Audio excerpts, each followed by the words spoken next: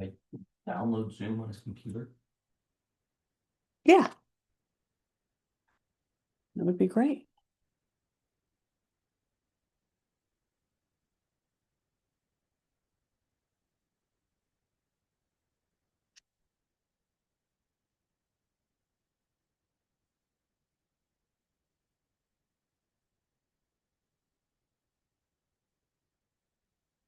No, you don't. For Zoom, just use my dgehart@mac.com.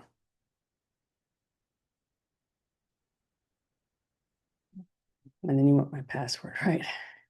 Yeah. Yeah. Try, let me try a couple.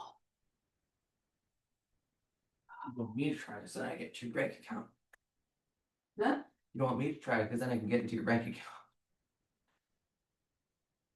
Maybe. Nope. Let's see. It's also new. Also, then I figure out your formula for making new passwords and then I can get into all your accounts.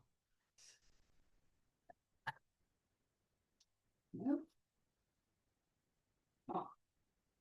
Uh,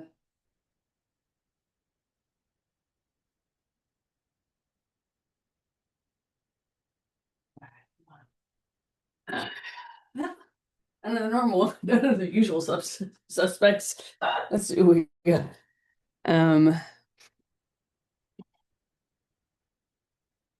Oh, you know what? Plug it in.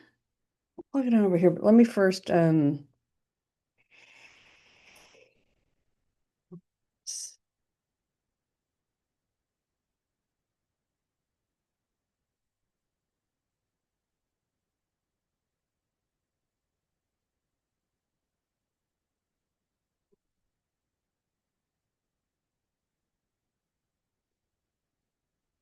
Okay.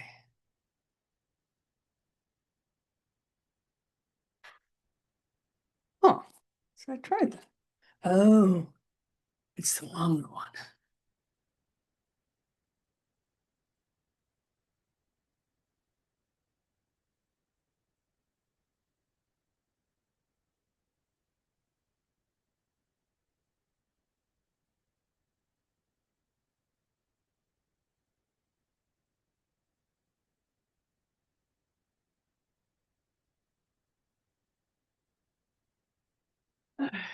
Um, so Michael, can you type this in where it wants a verification code? 065775. Okay. Great. Are you in? I am in. Awesome. Web app. Mm. Don't know how to download the app, but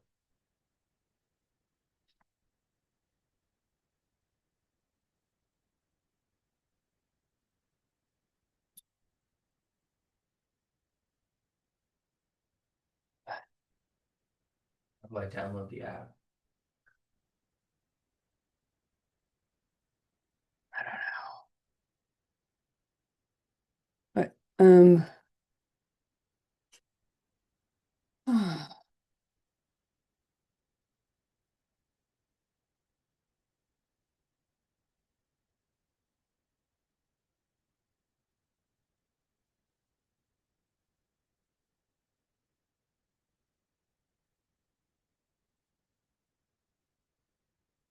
Zoom workplace for Mac. yes.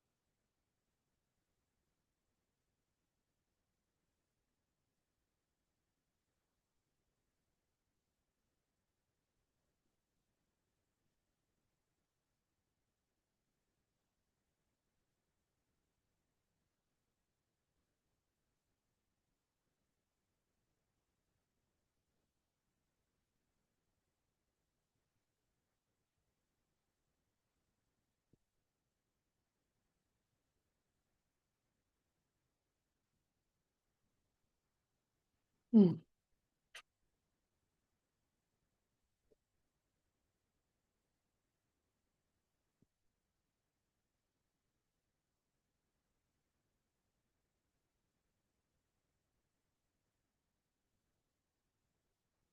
Signed in. Hey, are you in the webinar? Oh, dang it, I have to sign in again.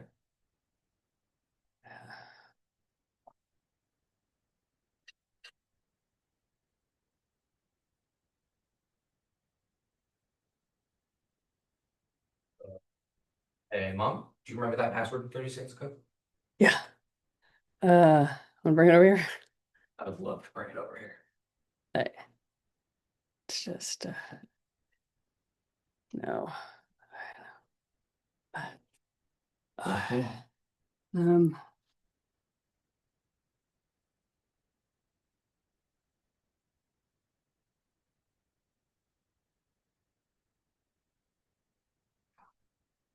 I'm gonna try logging in, and then you're gonna plug in put it right there. Let's see what this looks like now. Go to Zoom.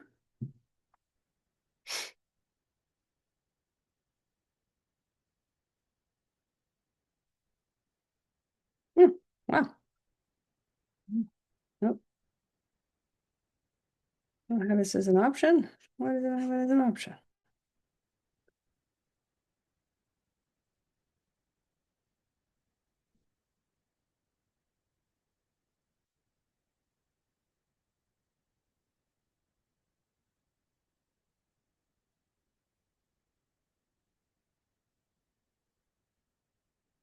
But join. I don't know how to use Zoom. Oh, go back to the link that I emailed. So you emailed the link. Yeah. Why can't I flip this? Oh, here we go.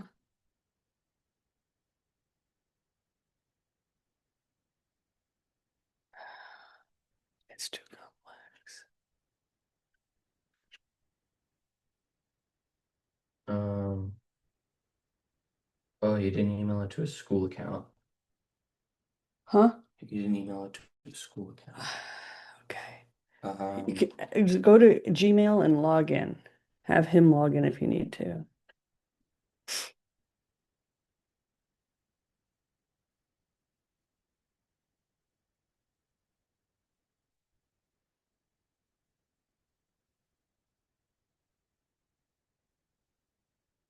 Eh,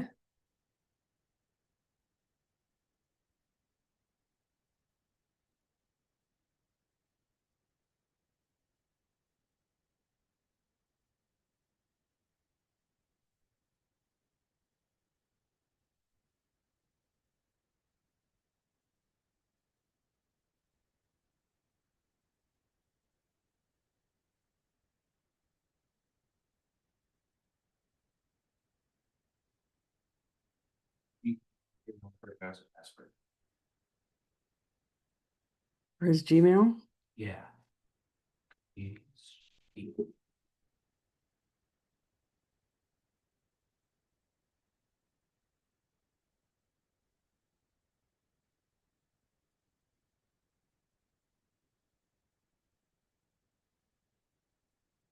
Let's just run it downstairs. Can you get it started? What were- Um, I, I mean, okay, hold on. Let me see if I can do it. But he needs to learn how to manage his passwords. How does he not have it? I'm aware of that, but he hasn't, so. Seriously? Alex. So what I have is capital A, Okay. JM, and then the numeral 1 5 times with an asterisk. If this doesn't work, we're going to have to bring your computer up here and you're gonna. Okay. Did it go? Nope. Thanks, Alex. Um,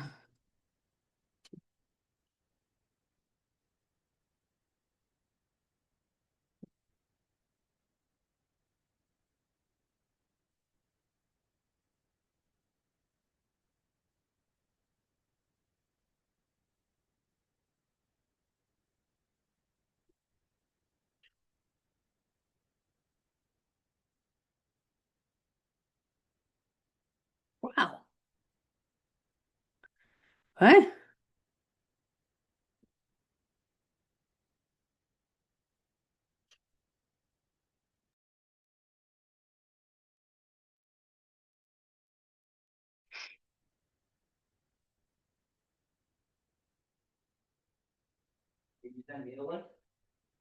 Why don't let's just use my desktop downstairs? Yes, not downstairs. Yeah, because it has, we'll use that, and I just need you to go start the plane. You can turn down the volume? It's still recording. Volume is quiet. Mhm. So,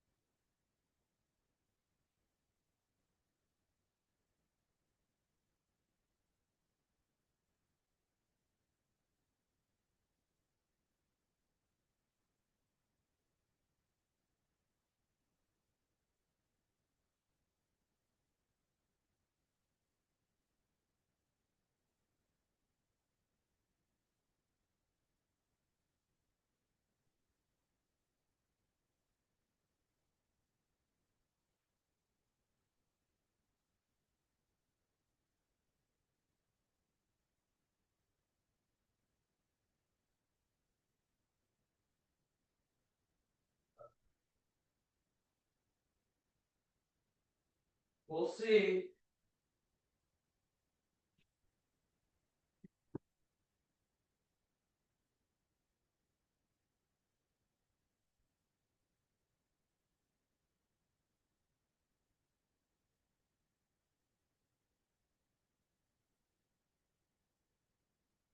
Alex, open YouTube on your phone. That would work.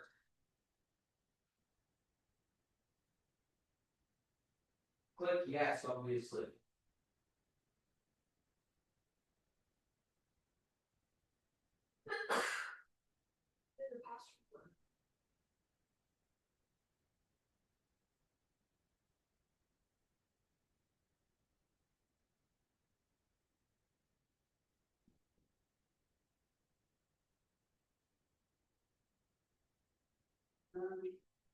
Yeah, I just have one Spanish folks to it. One of theirs. Oh, no, troubles in the neighbor. Right.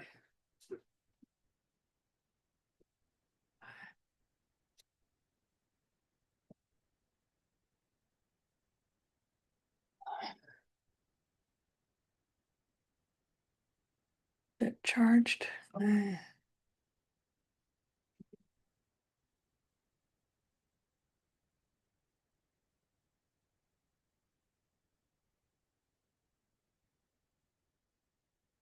Just 1 second here.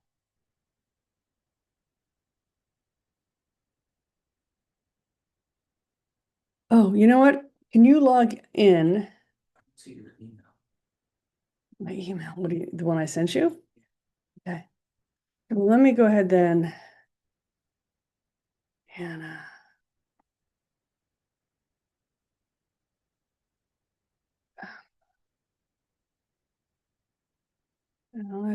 ridiculous at Gmail, right? Zoom. I want you to log in actually as whoopsie.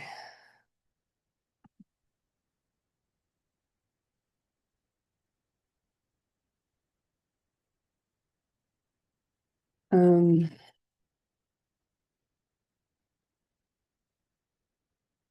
Password is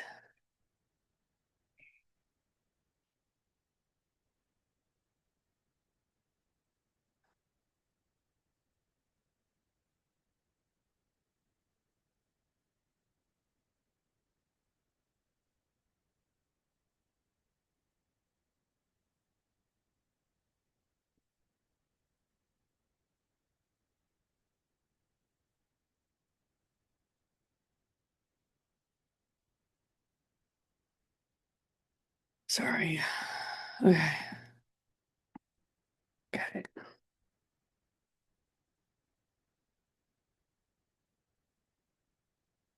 All right. The PS is the password. Sorry. There you go. See if you get that. All right.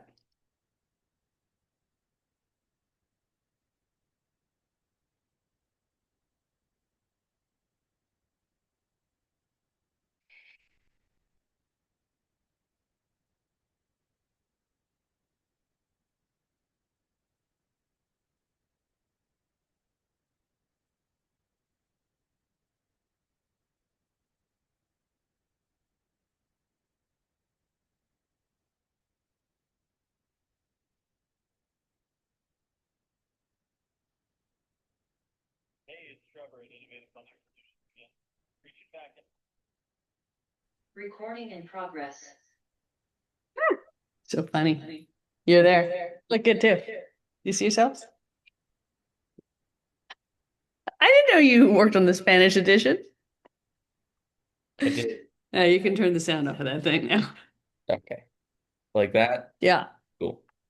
And cool.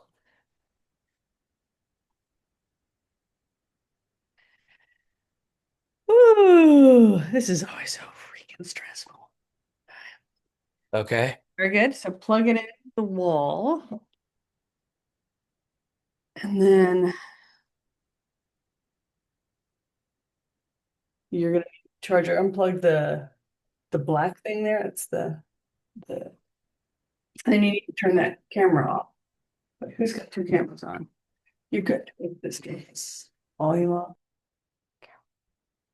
Okay. Cool. And you plug it in. See, you don't see the interpretation, do you? It's not like it.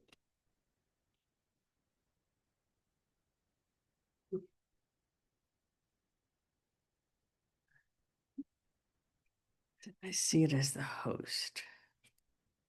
I guess. Right. Well, we'll see how this goes. That only. I think so. Oh, Just can you come back up at 8:55 and make sure everything's working? Come up in 10 minutes. okay. Hola, Rocio. Hola. You, I that background's not working for you, is it? yeah, no, I don't know what I cannot happened. hear you. Okay, but Oh, there you go. okay. Yes, Can you hear me? I can hear you. Okay, but I cannot see myself. I know it looks really weird. So let's see. I'm gonna go up here, see if I can fix this for you. Um, so what I would do, oh wait, here we go.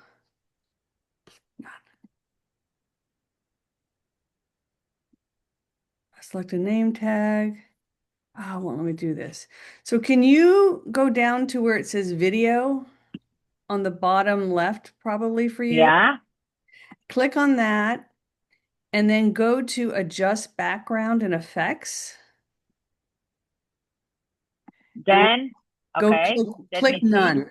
Click none.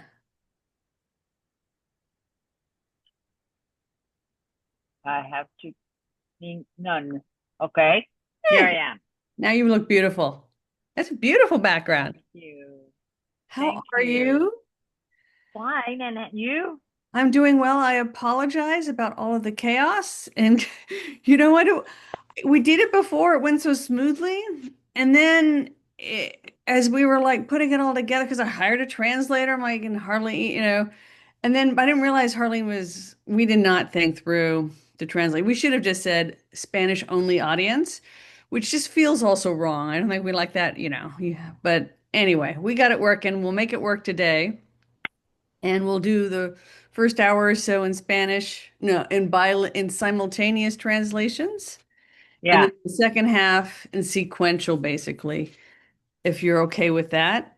And hopefully that's a happy middle ground. But it was, it's when you do it locally, it filters out everyone local is speaking yeah. Spanish and it works. And you just have to translate Harleen and me, but we just didn't quite make the leap.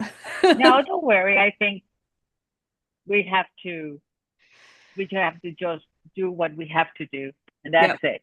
Yeah. So awesome.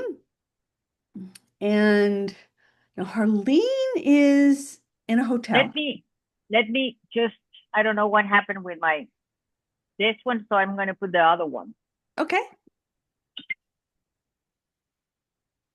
How are you? Papusa. Wait, let me see. Papus.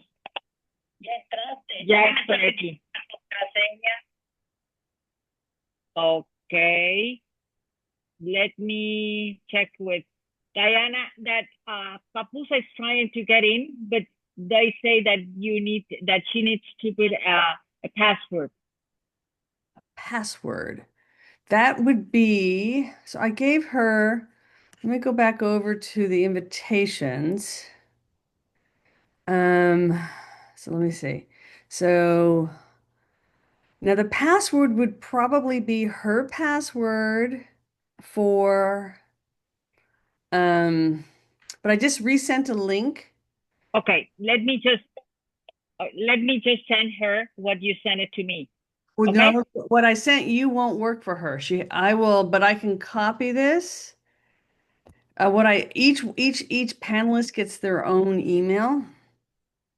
So she may need a password for, shoot, she may need a password for, login. She's talking to me, Papusa.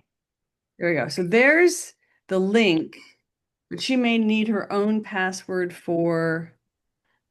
Hello. Yeah, but how can I do that? Can you send it to Papusa? I did. I just sent it to her. They may be asking for her Zoom password. So there's a Zoom Papus. password, and then there's the link to the webinar. Ok, ya pudiste, ya te mandó. Hola, Hi, Rocío. Carmen. Hola, Dayan. Hola, qué Hola. gusto. Hola. Nice to meet you. Nice to meet you. Nice to meet you, Dayan, too. Thank you. I'm going to Yep. email Harleen because Harleen's not here, or text her. Okay. Ya, Papus. And the translator's not here. Carla's not here. But so welcome, Carmen. Thank Sí. you. Sí, todo está bien por aquí. Ok, let me just put it in. Te voy a poner en voz alta para que lo escuche Diana. So, Diane, wait a minute.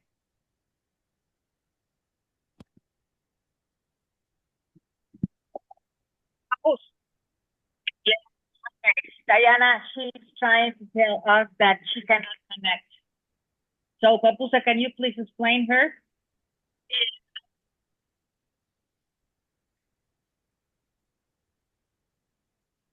Did she get the email I just sent her with the link?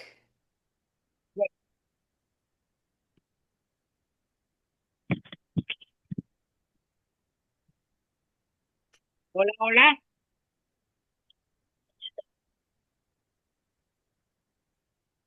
Here is the passcode for the Zoom meeting. Sí, Carla, he conseguido entrar. Estoy aquí con Rocío y con Dayan. Okay. I have to go into the account with my Voy a avisar a Dayan, pero no sé decirlo en inglés. email. I put my email.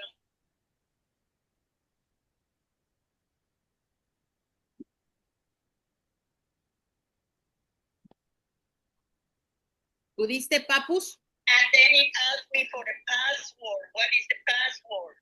Dice que Why? yo no está registrado como panelista. Como yo nada más tengo el que le mandaron a Carlín que me mandó ella misma. Rocio, try the passcode in the chat that I just it's 537. Can you tell her to try this Sí, passcode? dime cómo se lo digo en inglés, por favor. 537 195. 195. 537 195. And that goes with the link I emailed her. God, Harleen's not here. It says that is incorrect. Let me put it again.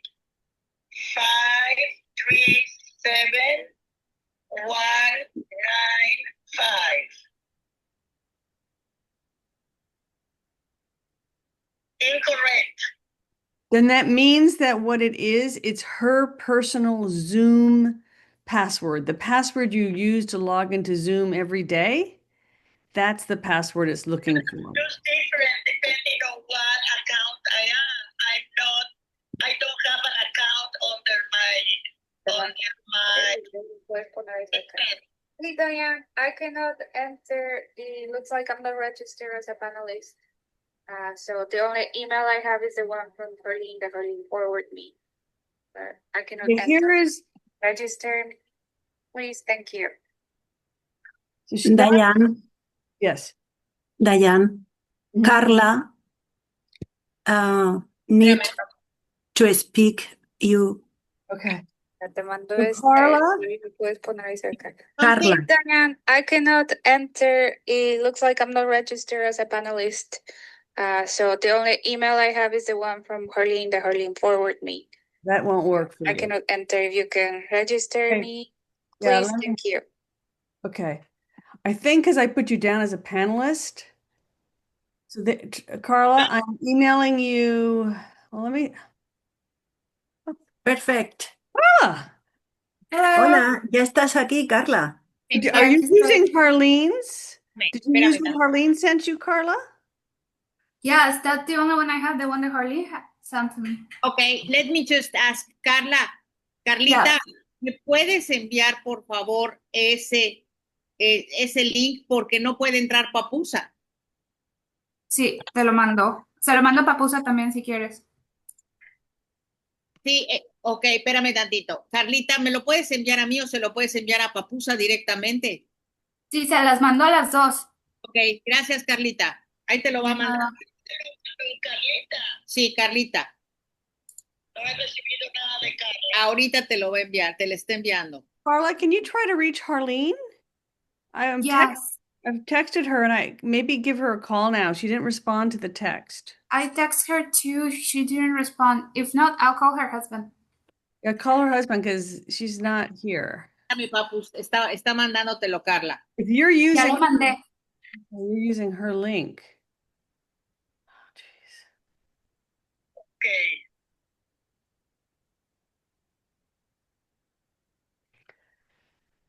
¿Ya te lo mandó? Ya lo mandé. A ver, Joseph is what it is. ahí va. Ahí te va otra vez. Yo te lo mando. Por correo. So So, Harleen is not answering her phone. Rocio, that link in the chat is the unique link for Papusa?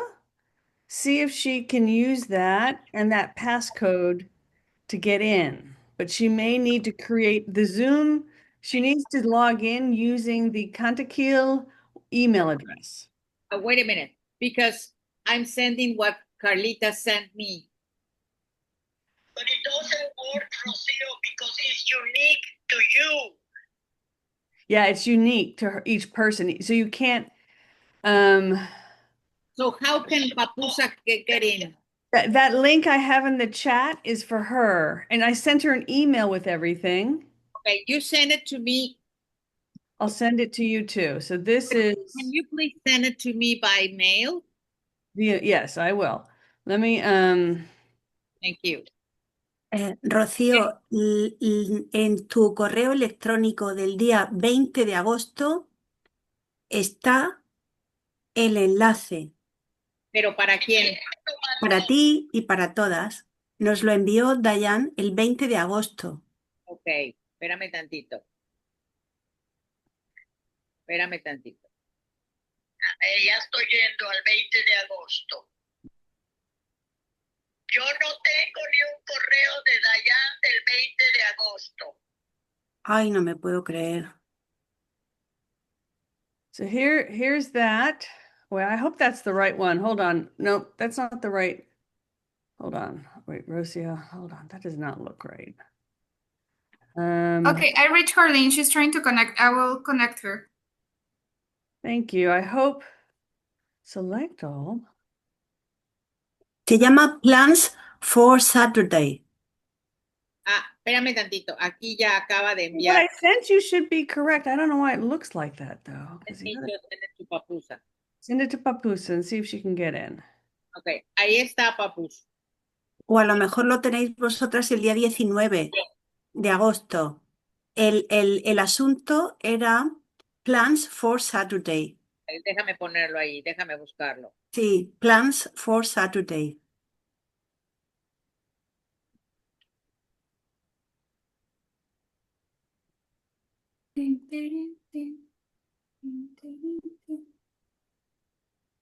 Carla, Dame un segundo. ¿Qué pasó? mira mi WhatsApp, please. Tiene. Yeah, let me see if I can go. And the translator isn't here either, I'm realizing. Oh my God. There is a whole plan, but I don't have a link.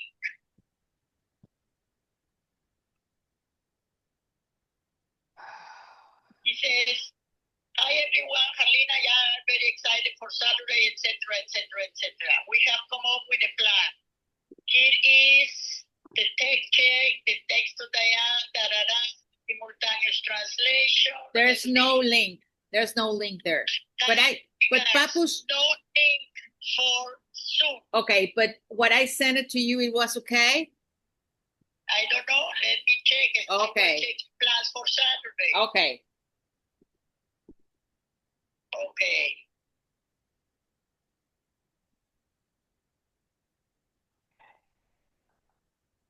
Oh, you know, I know why Harleen cannot enter. She uses a different email for Zoom. Okay, Rocio. What email is that? Harleen, Harleen Anderson Courses. Let me write it here. A mí me llegó de gehart@mac.com. Okay.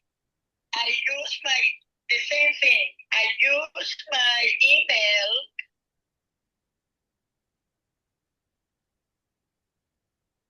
Okay. So then Tell Harleen to check her email, please, now. Okay, I'm on her computer, so I'll connect her. Okay, let me see what are we gonna do. Okay. just ask Diane to give me a password for me because I cannot go with your password. Diane, that if you could please give Papusa a password for her. Okay, the only passcode I have for this webinar for her is 537195. Otherwise, she'll need to create an account in Zoom. It's free using using the email for Kantakil. Okay, that it's incorrect. So can I give with the one that I enter or not? You can give it to her. I think you have to log in with a Zoom account password, and that's separate than the webinar. You can't just do the webinar without being logged into. One thing, Diane, let's understand each other. Yes. I have a personal Zoom account. So what email I should put in? Because if I put my email from Canankil, ml.molina.canankil.edu.mx, it says that my password is incorrect. I'm going to try to go with Rocio's password. I have to put Rocio's email, not mine. What email do you have a Zoom account? Do you have a Zoom account under any email that works? I can create a new link for you with a different email. My email is mlmolina at canankil.edu.mx. Okay, so that is how I have you as a panelist. And do you have a Zoom account under that email? Don't have a Zoom account under that email. She does not, right, Rocio? No. What email do you have a Zoom account under? I use the Zoom account from Canankil. What's the email for that, Rocio? Contacto. Is there a different email for that? Yeah, it's contacto. Okay, that's what I need to use then. Hold on, give me a second. Contacto, CONTACTO. Ajá, contacto. Okay. Arroba. At Kantakil edu. Ajá. Great. So MX at the end. MX. okay, so Papusa, go and check your email, that contacto email. It should be there. Yo se lo he enviado a Papusa a mlmolina@canankil.edu.mx. Papusa, míralo, que ya te lo he enviado. Okay, I'm going to go in again.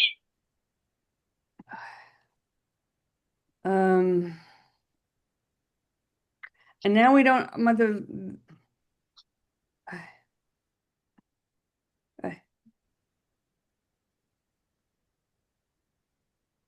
Join webinar. Tiene que poner panelista.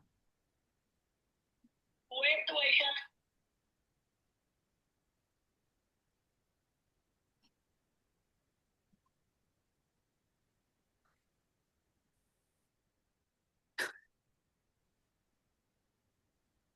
The translator didn't show up. A ti también te lo he enviado, Rocío. So Carla, the translator has not shown up. Oh my God. Yeah. I can translate, but I was not prepared for that. Nor was I. I will just, everybody can speak quite slow and I can do it. Okay, and I had two other people, or I have another person who's here to help too, and she's not here. She's texted me saying she's running late. How's Harleen doing getting in, Carla? I'm working on that. It might be her right now. I heard someone just joined.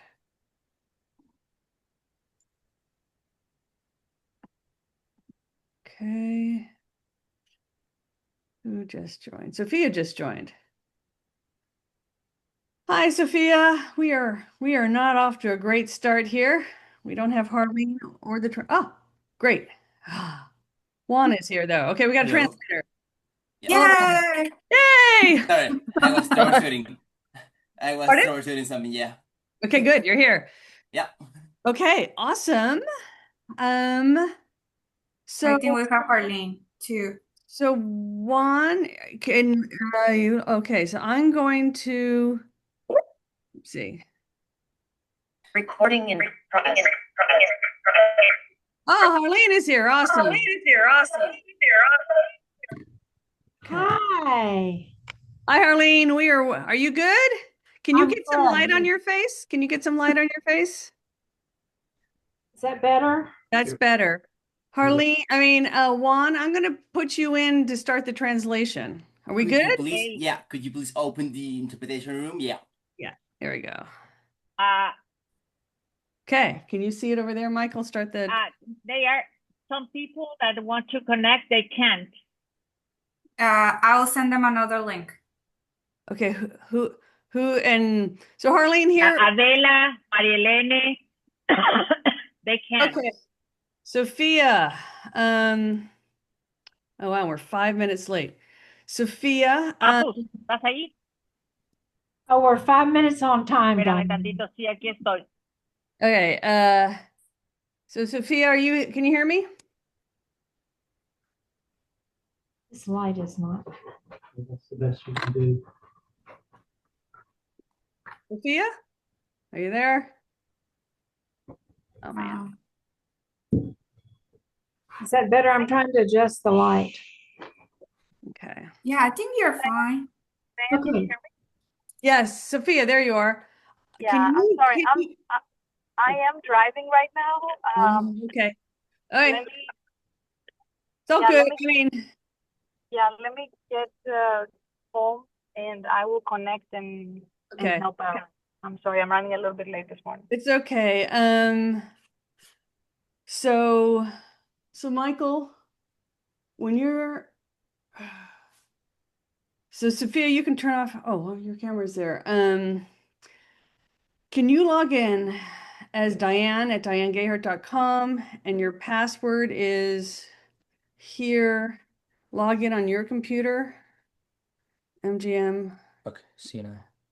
MGM. CNI. Okay. So login is Diane at Diane Gehart. Here's the password. And it's I don't know. I don't know what to everyone needs, Rocio, I don't know what to tell Adela.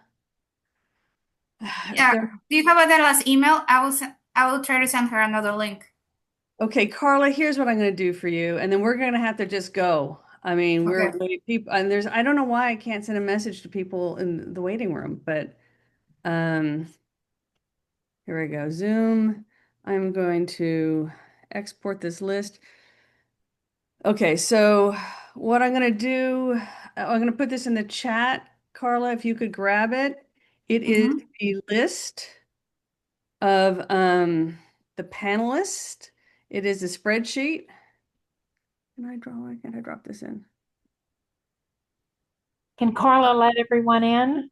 So Carla, what you can do, these are the emails that people have to use, and you have the Zoom link. So they need to log into Zoom with that email, and then they need to click on the unique link. Every panelist has a unique link. Otherwise, they can try logging in with the general Zoom webinar, and when we find them in the attendee list, we can try to promote them to a panelist, okay? Okay. Thank you. You're awesome. Michael, we're recording there.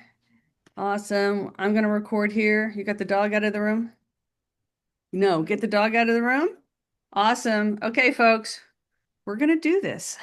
Let's do it. We're doing it. We're doing it. We're doing I it. also get out of the room. You get out of the room too. Thank you, Michael. You're awesome. Okay. Okay, here we go.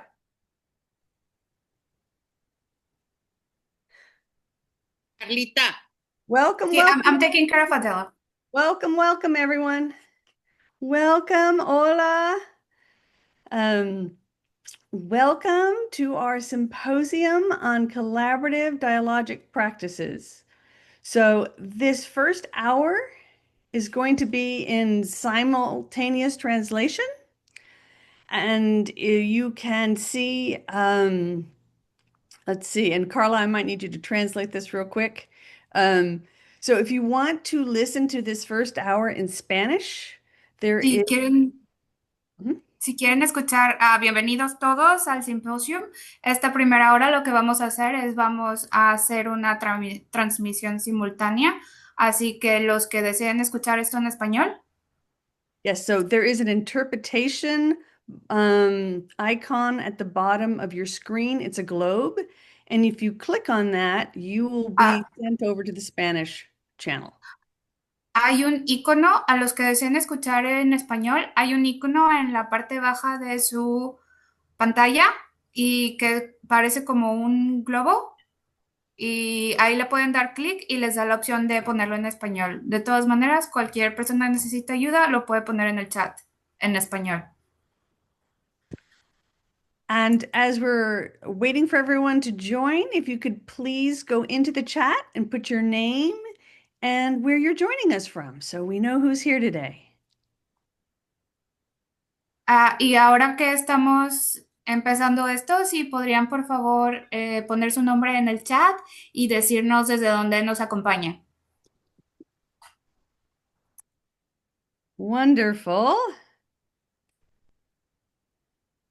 Wonderful. We've got folks from Arizona, San Diego, Maryland, Salt Lake, Alabama, California, Ukraine, Washington, Wonderful. Argentina, Peru, Nevada, Florida. You want to take, Carla, can you read a few of those off?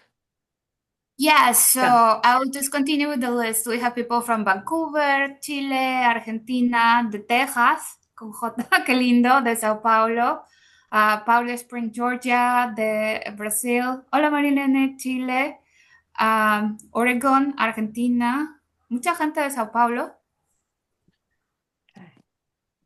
De México también. Ella es de México, pero está ahora en Missouri. Perú, España, Reno, Nevada, California. Hi, Bonnie. Oh, they're already translating. Yep. So I don't need to translate anymore. Thank Okay, you, now Leticia. Okay, great. And I'm putting this in the chat for anyone. Carla, can you grab what I just put into the chat so anyone who's Spanish speakers who join later will know that there is a simultaneous translation? Wonderful. We have folks from all over the globe. So thank you so much for joining us. And so just so everyone is aware, we'll spend this first hour in simultaneous translation, meaning you can, in this room, we'll be speaking mostly English, and there is a translator translating to Spanish in the other room. And then for the second hour, we're going to do what's called sequential translation. And so everyone will come back to this main room and we'll have a conversation together and you'll hear things in both English and Spanish. And so if you've never been in a professional training with sequential translation or simultaneous translation, it's a great experience. in terms of there are these natural pauses where you get to go in and reflect on your own internal dialogue. And so it does move a little slower, but it's a very fascinating process in terms of learning how to work collaboratively. Okay. So if there are any other questions, it looks like technology is working. People seem happy, and I think we're ready to get started. And so we are just so honored and delighted to have Harlene Anderson here with us today. She is, as you know, a legend in the field. It's been such an honor in my career to work with her. And as you all know, she is one of the founders and developers of collaborative dialogic practice. Some of us learned it as collaborative therapy back in the day. And she's going to kick it off by just giving a brief introduction to the ideas. And then we are going to be hearing from Carmen, who took the lead in getting this book, Collaborative Dialogic Practice, that Harlene and I published in English a few years ago, getting it translated into Spanish. And so we'll be hearing about that. And then the rest of the seminar, we'll be hearing from some of the lead authors of the chapters in the work, in the book, who work in Spanish, and we'll be talking about their work throughout the seminar. So let's go ahead and get started with Harlene. So Diane, thank you for your welcome. And Diane organized all of this. So thank you very much for that. And I would like to say it is wonderful to see each and every one of you, especially appreciate our translators who are helping us today. And especially pleased to say that Carmen is with us, because without Carmen, this book would have never happened in Spanish. And then also we may have a special guest pop in, one of the English authors, Sally Habava, because I'm in New York City right now. I did a workshop for her students and learners, and she said she would join us. So, okay, so collaborative dialogic, that's a mouthful, isn't it? It's hyphenated so that you don't think of collaborative as an adjective for dialogue, but that collaborative and dialogue go together. They're hand in hand. They each influence the other. In other words, how you begin to meet and greet someone begins to influence the kinds and quality of conversations that you'll be able to have together and the kind of relationship you'll be able to have together. So those are two important aspects. They are influenced by what are called postmodern perspectives or assumptions, mainly to do with knowledge and language. Knowledge in the sense that knowledge is not something out there that we just pick up off a tree or from the pages of a book or the words of an author or a presenter. But knowledge is something that we create together socially. It's within the interaction between us. And it's not only out loud interaction, but also the silent interactions that each of us are having.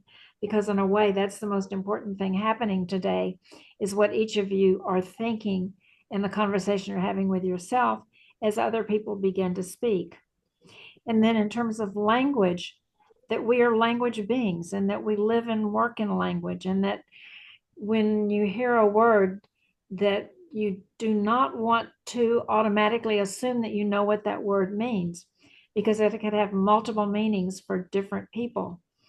And these are really two things about knowledge and language that are so important in our work, and they begin to inform what you do, because people often say, well, what do you do? How do you do this? What are the skills? What are the techniques?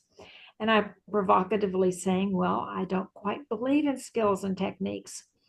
However, I think in terms that we're informed by particular assumptions that then inform what I've been calling for years a philosophical stance, a position and attitude with which we meet and greet and engage with the people we work with, as well as other people in the world.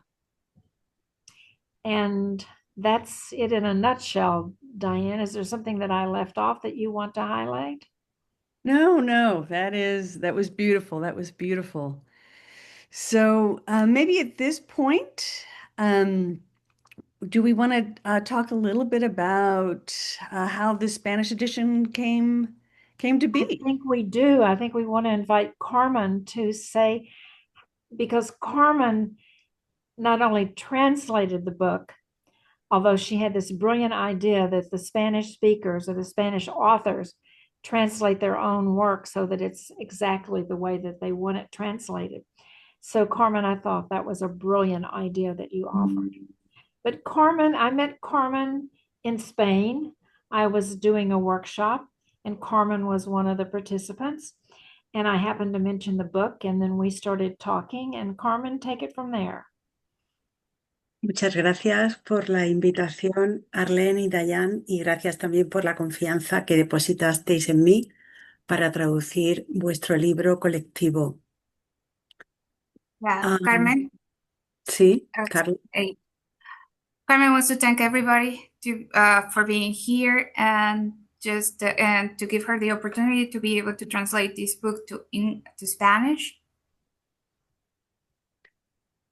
Creo que la traducción del libro no empezó exactamente en el 2023, cuando escuché a todas vosotras en la presentación en inglés, sino que empezó en el 2000, cuando leí el libro Conversación, lenguaje y posibilidades de Arlene, que tradujo Amorortu al español. Carmen says that she thinks that this translation of the book didn't start in 2023 when she read this book, but she thinks that this translation started in 2000 when she started reading the book Conversaciones. Lenguaje y posibilidades. Language and Possibilities. Ese libro y el libro de la práctica colaborativa creo que marcaron un hito fundamental en la transición del entendimiento de los sistemas relacionales a los sistemas lingüísticos. I think that book and the book Collaborative Practice made create a transition. A transition, not only from the systemic point of view, but also from the language point of view. ¿Sí? Más o menos, sí. Se pasa de hablar en estos libros, en ambos libros hay una transición desde los sistemas relacionales a los sistemas lingüísticos. And from these two books, there is a relationship, and you change from talking. I'm so sorry. Can you repeat I can that? help you, Carla, if you want. Yes, please. From relational systems to language systems. Exacto. Thank you. Y la decisión de la traducción estaba íntimamente ligada a dos momentos estructurales. De acuerdo con el... Sí, Carla. The translation was very close together to... I'm sorry, I didn't want to interrupt the idea. A dos momentos estructurales o históricos relevantes. To two specific moments that were very important, relevant. Sí, como dice Salija, no sé si se ve el diagrama. And she's showing in the book the part where Salija was mentioning. Sí. This diagram. Sí. La decisión de... Oh, ¿no se ve? Haz un poco para atrás. Vale. ¿Así? No se ve. Oh, bueno. Me voy a referir al bucle infinito del capítulo de Salija. And she's referring to the infinitive buckle of the Salija's chapter. Sí, que dice que las conversaciones y las interacciones tú a tú where she's talking about is the relational loop where she talks about the conversation and the relationships. Construyen momentos institucionales y estructura. It constructs moments and structures. ¿Sí? Y cuando, cuando todas las autoras del libro Collaborative Practice presentaron en YouTube el libro en el 2022, And when all the authors got together to present this book on YouTube in 2022, en Europa estábamos viviendo un momento estructural desconcertante. in Europe, we were living a structural moment that was, I don't know how to say desconcertante, quite hard. Sorprendente. I like triste. surprises. Mhm. And I'm going to just jump in here real quick. Carmen, we just have a couple more minutes to talk about the development of the book because we're going to jump into the next segment. So, Carmen, dice Diana que solamente les quedan un par de minutos Ujú. porque Y van a cambiar.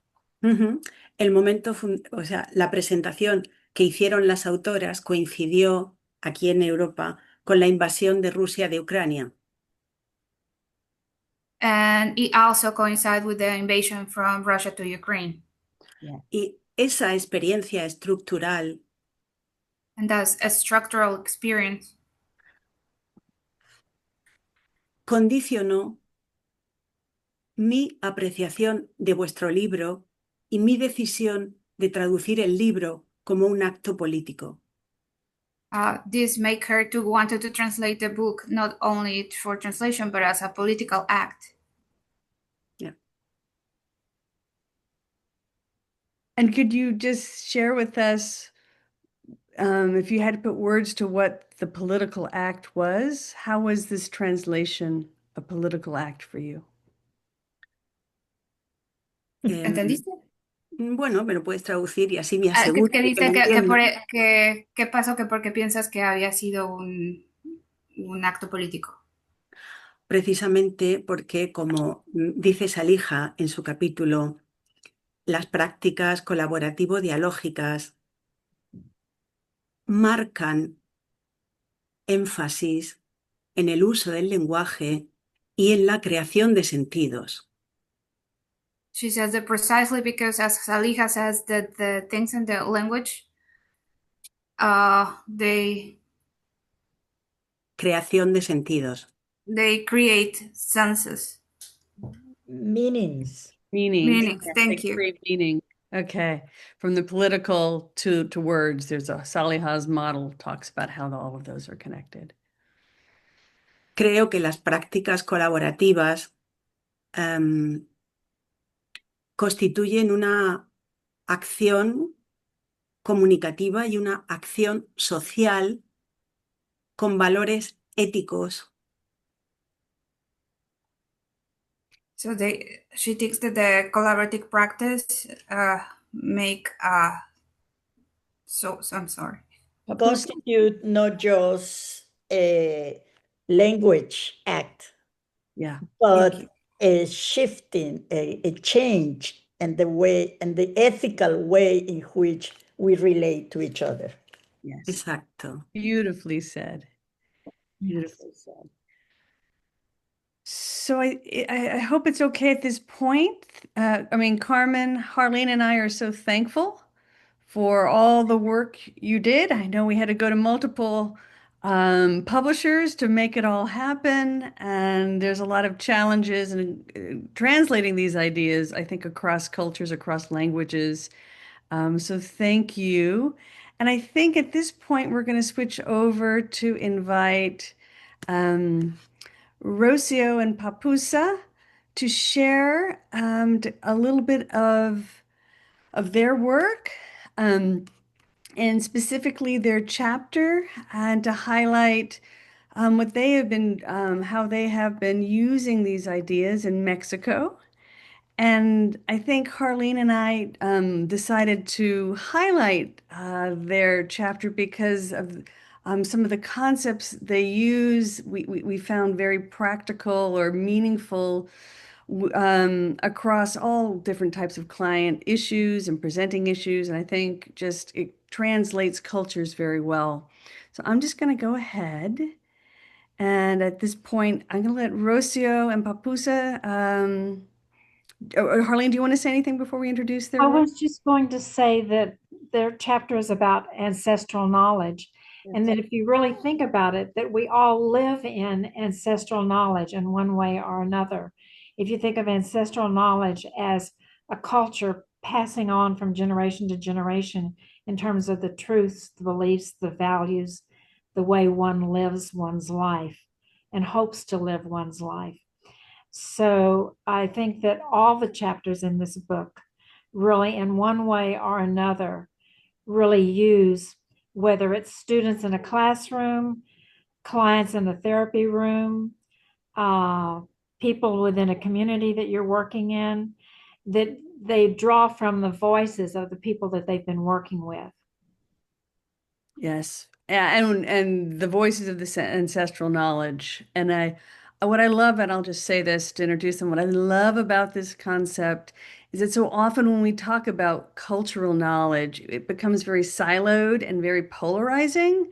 And I think the way what Rocio and Papusa, what you all are going to hear about today, they talk about a cultural ancestral knowledge in a way that it invites voices in and allows it to be multi-voiced, which we all ultimately are, especially in the 21st century. Yes. So it's just so elegant and so beautiful. So Thank you. thank you. Okay, so yeah, if you two could share a little bit about what you wrote about in your chapter, and I'm sure things have actually, over the several years, evolved too, your work and how you think about your work. So we invite you to share that as well. Why So, don't you start, Rocio, and I just reflect upon what you said? Are we going to yeah, speak in Spanish no, or English, Rocio? no, Please. English. So, English. because the translator is going to continue in Spanish, Papus. I have. Okay. So go ahead. Okay, should I start?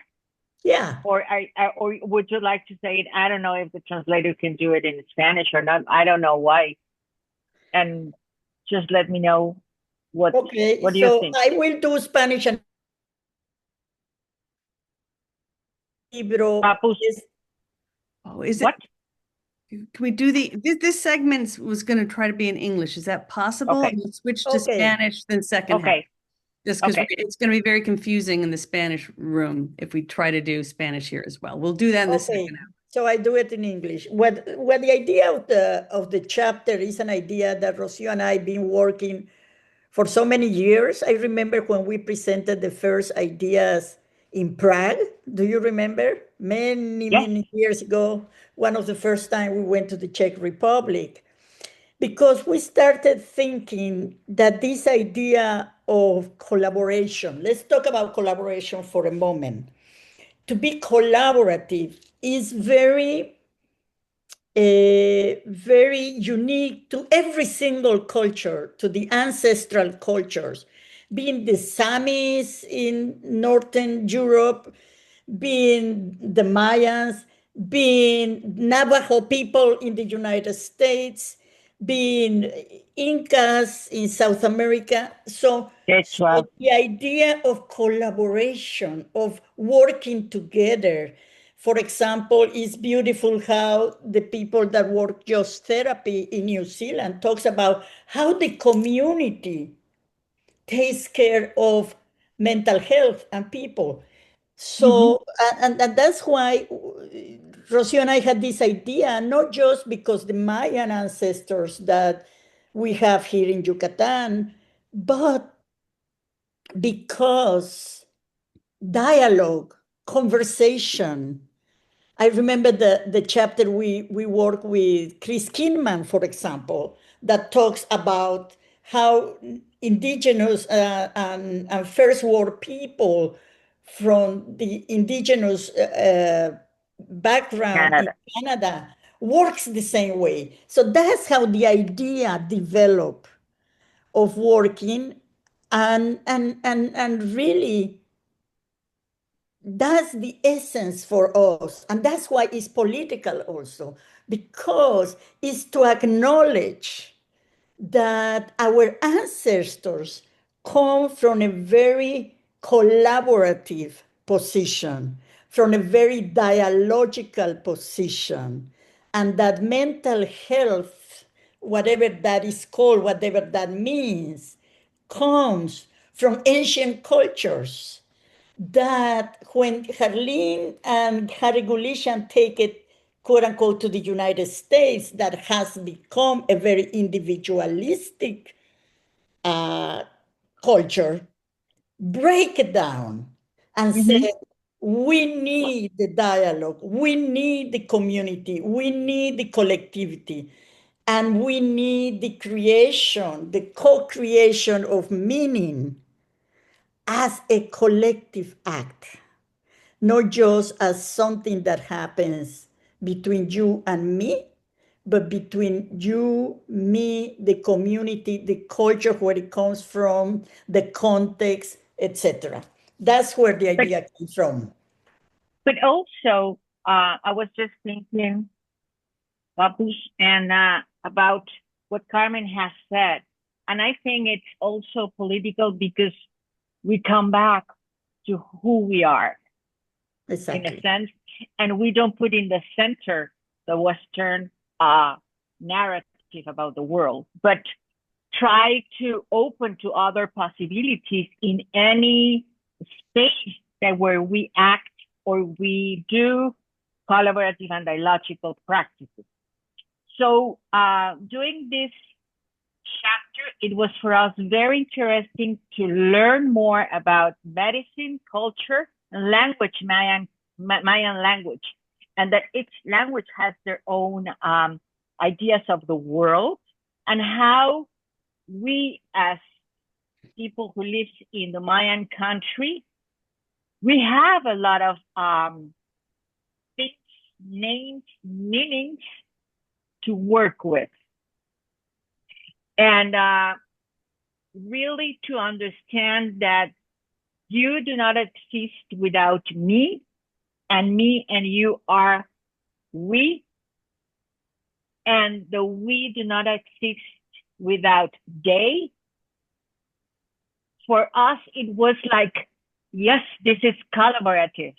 This is a collaborative way of living. This is a collaborative way of acting, of listening, or of talking to the other, because we are talking to us and they are listening us and we are listening them, and it's like the way that we use the usness. And the usness as a way of how do we work together? How do we work with the other? We talk with the other, we understand with the other, and we identify or create identity as an usness. And usness translated into Spanish as notrosidad. It comes from the word nosotros, that is we. And I think it's important, that translation, because it doesn't translate very easily from Spanish to English. And also, I was just thinking in the example that we put in the text, it's a way of inviting all voices from very different places or professional things of doing or living, and being part of a conversation and of a dialogue. And sometimes maybe they could say, no, you are crazy, or whatever, you are a fanatic or something. But no, it's how do we invite everyone to be part of a conversation and understand that for the Mayan people, for example, being have a mental illness means that the different levels in life, God, family, community, family, and ancestral are not agreeing with what we are doing. So we have to put them in line so that they could be all together and being in harmony, and then the illness can go. And that's what the example of the text shows. Also, I think it's very important, Rocio, to remark or to remind us and everybody else that it's not a technique. It's not a way to work with indigenous people. It's a way to work with everybody. No, that our example comes from our local context. So we wanted to give an example of multiple voices working and multiple contexts, kind of what Sheila McNamee explains on radical presence. But it's not a way to work just with indigenous people. And that for us, hopefully it became clear through our writing, or maybe not. It's not a technique. It's just an illustration on how collaborative voices or collaborative dialogic practices work in a specific context. But it's for everybody. Everybody has ancestral knowledge. Everybody has ways of being that are culturally appropriate. Absolutely. And Papusa, would you mind spelling that word for us that you used earlier? That it comes Notrosidad. Okay. Carla put it just put it in the chat. Notrosidad. Thank you, Carla. It's exactly. And also, Papus, I was just thinking that, as you were saying, this is not a technique to work with collaborative, with ancestral knowledge or with communities. No, it's a way of being. So if you work with a community, if you work in business, if you work in teaching, if you work in therapy or in your own life, it's a philosophical stand. So, but for us, it was really important in that moment to give a little bit of voice of where we live. And it was very, very important for us. And we took a lot of classes and we talked with many people because we were really interested in how these collaborative and dialogical practices that we were trying to teach, to talk with, to learn, to doing therapy and doing community, how would they just be as a way of being? So that's what we do in our chapter. We have a lot of conversations with many people, and we think that this will help us to continue our work with a collaborative dialogical practice. And will help. I don't know, Papus. Oh, what, yes, will help all of us continue our work. So, Papusa, you wanted to say something else?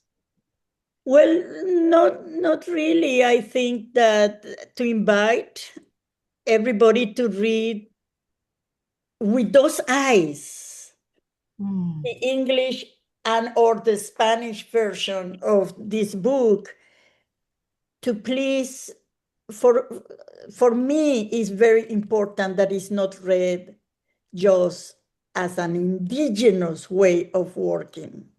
Absolutely. It's a collaborative, dialogic way of working, illustrated with a story where ancestral knowledge, for example, about the winds, the bad winds, los malos aires, or the Christian perspective from the priest, or the idea of infidelity, etc., comes together.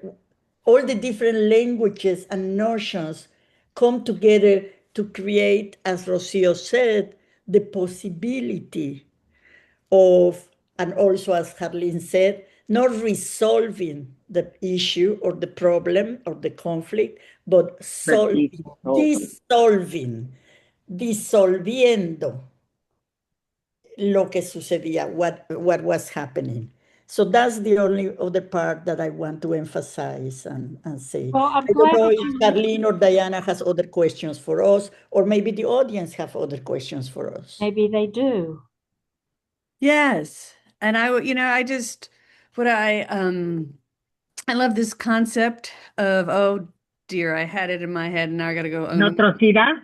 Notrosidad. Notrosidad. The usness. It's interesting how, I mean, living in the United States, we don't have that sensibility very often. It's a rare thing where we think like a we. And I certainly think over the last couple of decades, as we see what the internet and social media has done, we've become more and more focused on ourselves, right? And even as clinicians in relationship with our clients, we are supposed to be helping clients as a therapist, and this book also has a lot of consultants helping their clients, right? And this concept that we together are creating the meaning is a huge shift.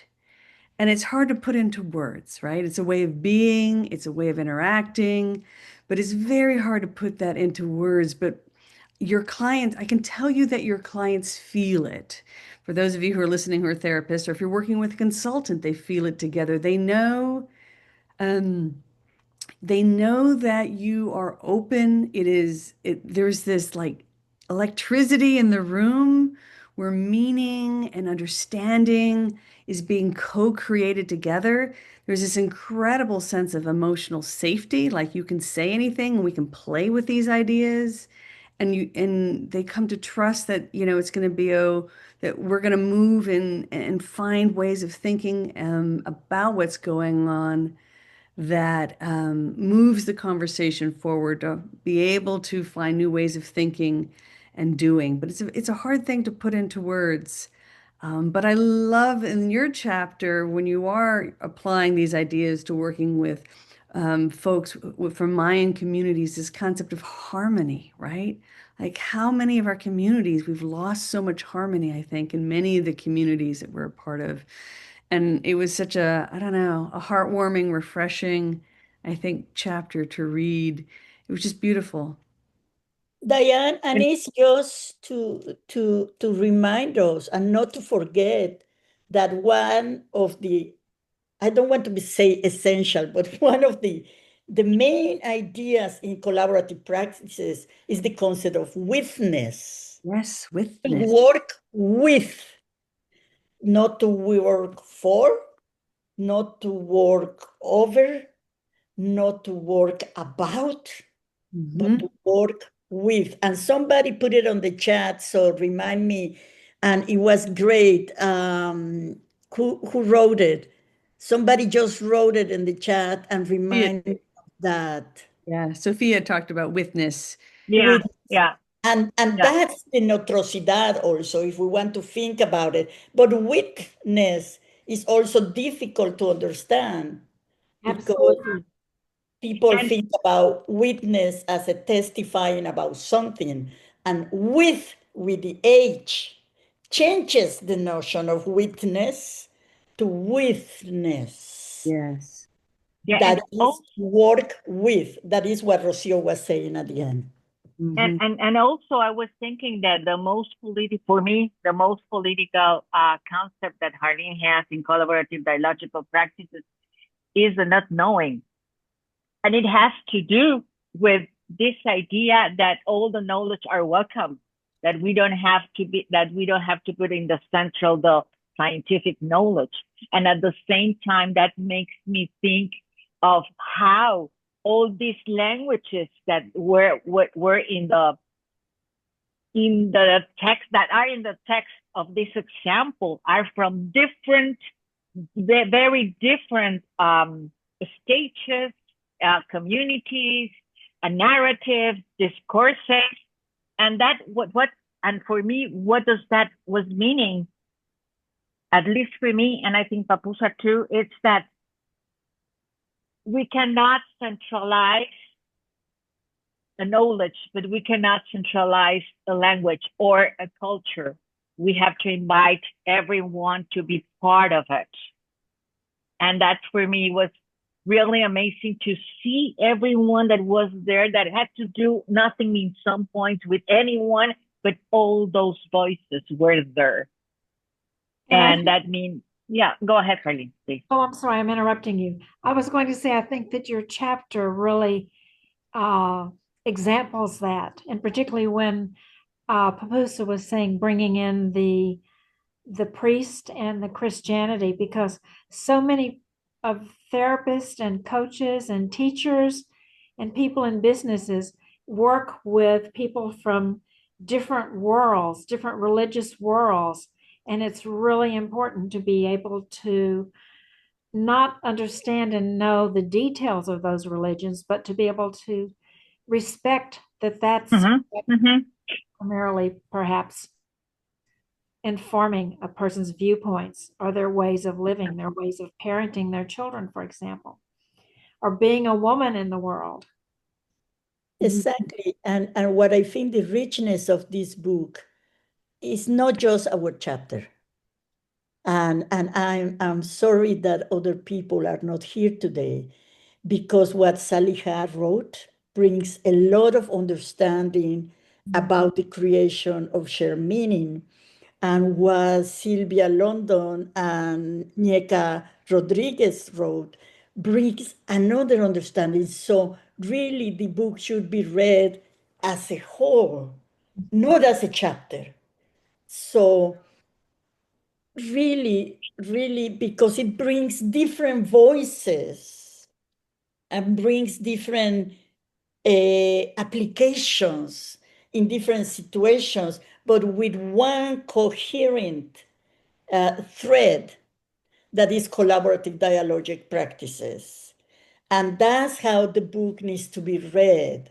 So my personal invitation is not to read a chapter, but to read the whole book and start looking at, no matter where you are, no matter where you are working, the thread is the same. The same philosophical assumptions, the same way of being in the world. Well, thank you, Papusa, and thank you, Rocio. Yeah, let's read we have some comments and maybe some questions might come up in the chat. I'll read these real quick. Leticia is noticing that sadly the experience of notrosidad comes up when there's a natural disaster. And living in Southern California, we have more than our fair share in the Los Angeles area, and it's very true. It's one of the silver linings, right? We all pull together during this period, during a natural disaster, and then we kind of go back to our individualistic ways. That's a good observation. Karina is noting that Daniel Siegel, who does interpersonal neurobiology, has coined the term MWE, M-W-E, myself and everyone, but me and we together, because English doesn't have these words naturally, right? And then Christy Miller is talking about that she likes using the collaborative dialogue because it helps balance the relationship. And she also talks about, and maybe Papusa and Rocio, you could talk about how, especially, that sometimes if you're bilingual, even if you're talking to an English therapist, there's certain words, especially around emotion, I think, that can only be said in Spanish. And I've had this with my Spanish speaking clients as well. It's like, I gotta say it in Spanish. And the emotion, oftentimes I think we go back to our native language. It's the only thing that really captures it. And I don't know if you do you wanna reflect on that? I think that, well, imagine, for example, for even I was just thinking in the Mayan language, there are many words that we use from Maya, even though we speak Spanish. And we cannot say many things with the accent, with the idea or the meaning, the emotion that has the word. And I don't know who said this, that each word has a story in the back. So in that point, if a word in my head has a lot of stories in the back and meanings or whatever, so and that makes us think in a different way. And also, yes, in sometimes, and there was in the chat that if you are in therapy and someone says something and you said, oh, what does that mean? And you have to go back and to the word and what was the meaning and the feeling, because that's a different way of saying or naming or feeling. And so we have to be, as Ferdinand said, very aware of what are we listening and be checking all the time all the meanings that we have. And yes, sometimes you have to say, as Papusa was saying in a moment, it's notrosidad, because for us it's notrosidad more than usness. Yeah, it has a different meaning. Because that makes a different meaning. It reminds me of when I first went to Germany, and I was we were doing collaborative therapy in Germany with our colleague Klaus Deisler, and he quickly explained that the word collaborative in German has a lot of connotations of collaborating with Nazis. So he's like, don't use that word here, Diane. I'm like, what? What am I supposed to say? And at the time it was just collaborative therapy.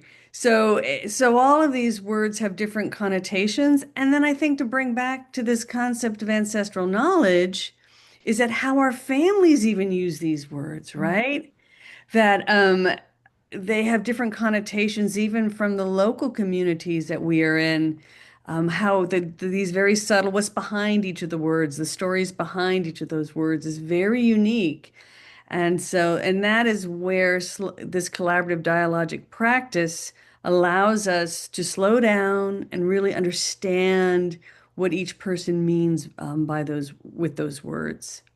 Even though they're all using the same word, like a family, the various members are in the workplace, the various members of a team are in a school classroom. Yeah.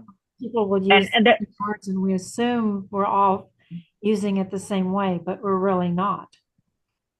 And I think it takes time to discipline yourself to realize just because we're using the same word, or we like the word depression, I feel depressed. When a client says that, I have no idea what they're talking about. They've got to tell me what that means for them. Or I feel anxious, I have no idea what that actually means until they explain what that feels and looks like for them. For them, yes. And also, I don't know, Papus or Herling, would you like to explain the difference between resolving and dissolving the problem in relation to possibilities? Because there are some people that are asking. Well, I think that the term dissolving came about because people would ask Harry and I, how do you understand what's happening? Where did the problem go? And we would start saying just naturally, it just kind of dissolved away. It went away. We don't know where it went, but it somehow went in language where a different language was being created and used to describe the various aspects of what had been a problem, which was no longer a problem. That's what I'll say right now. But definitely want to thank you, Rocio, and you, Papusa. Excellent input. And now I'm waiting for your next chapter or your next article. You always I'm retired, Harleen. Thank you. I know you are not, but I am. You know, retire. We will not let you retire. And I think your word notrosidad is a good title for the chapter. Love it. And I will say something about the experience of having problems dissolve in a therapy session, which is where I typically use these ideas, because it's hard to explain. But what happens is when you slow down to understand what your client really means, right? And they may say, this morning, my husband, he was cold to me and he, and whatever, and just, didn't say good morning. And he was, so as we slow down and we get the story, we understand what it was like for her. And I ask questions and and let's say, for example, she mentions, well, I know he's totally stressed out about this big, presentation he had to give at work, and so, but he did still get me my coffee, as we're going through, and I'm just asking questions like, what happened? What do you think could be going on? And I get curious about what happened. The client starts putting these pieces together, right? And it's like, well, normally he's not like this. It's very unusual, but he did have this big work thing. And so by the end, she realizes, oh, you know what? He was just stressed about work. It wasn't about me.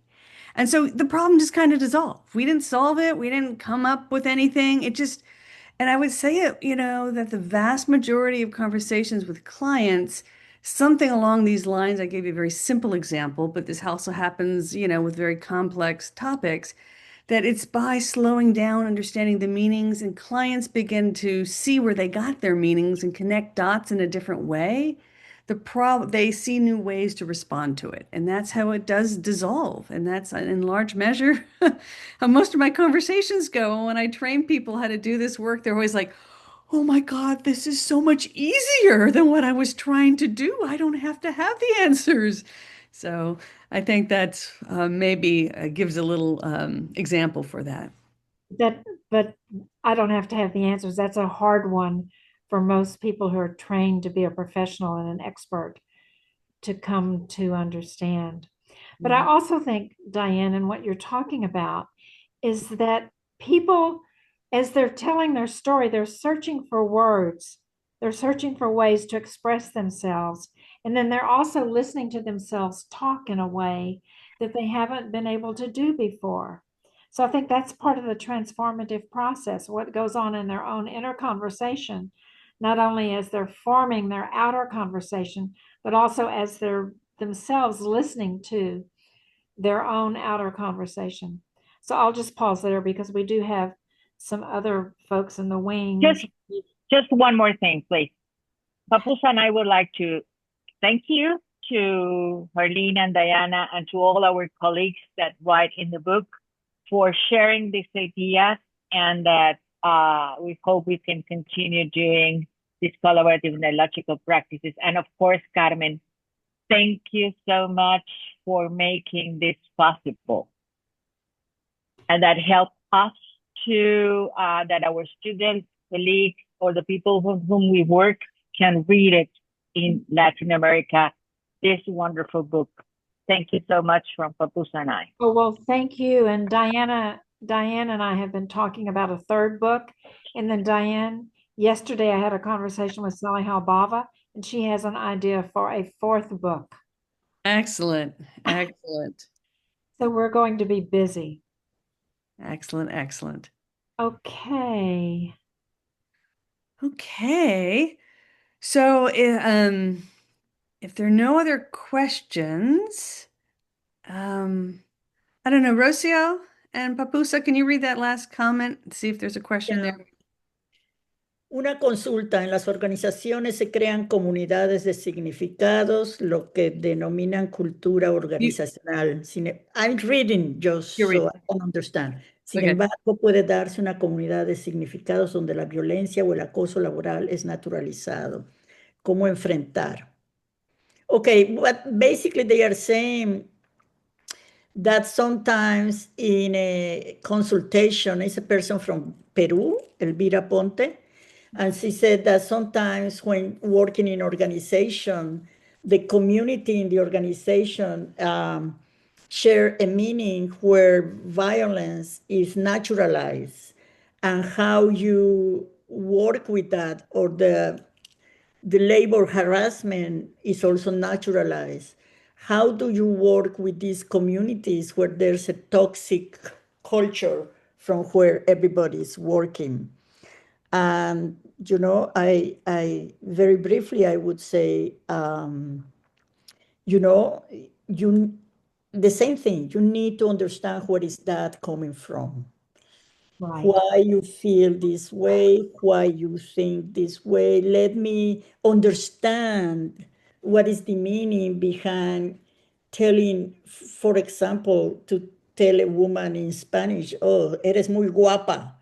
You are so beautiful. It can be very good for some, but for some people may mean a harassment. And it's different from sexual harassment. I'm just talking about language harassment.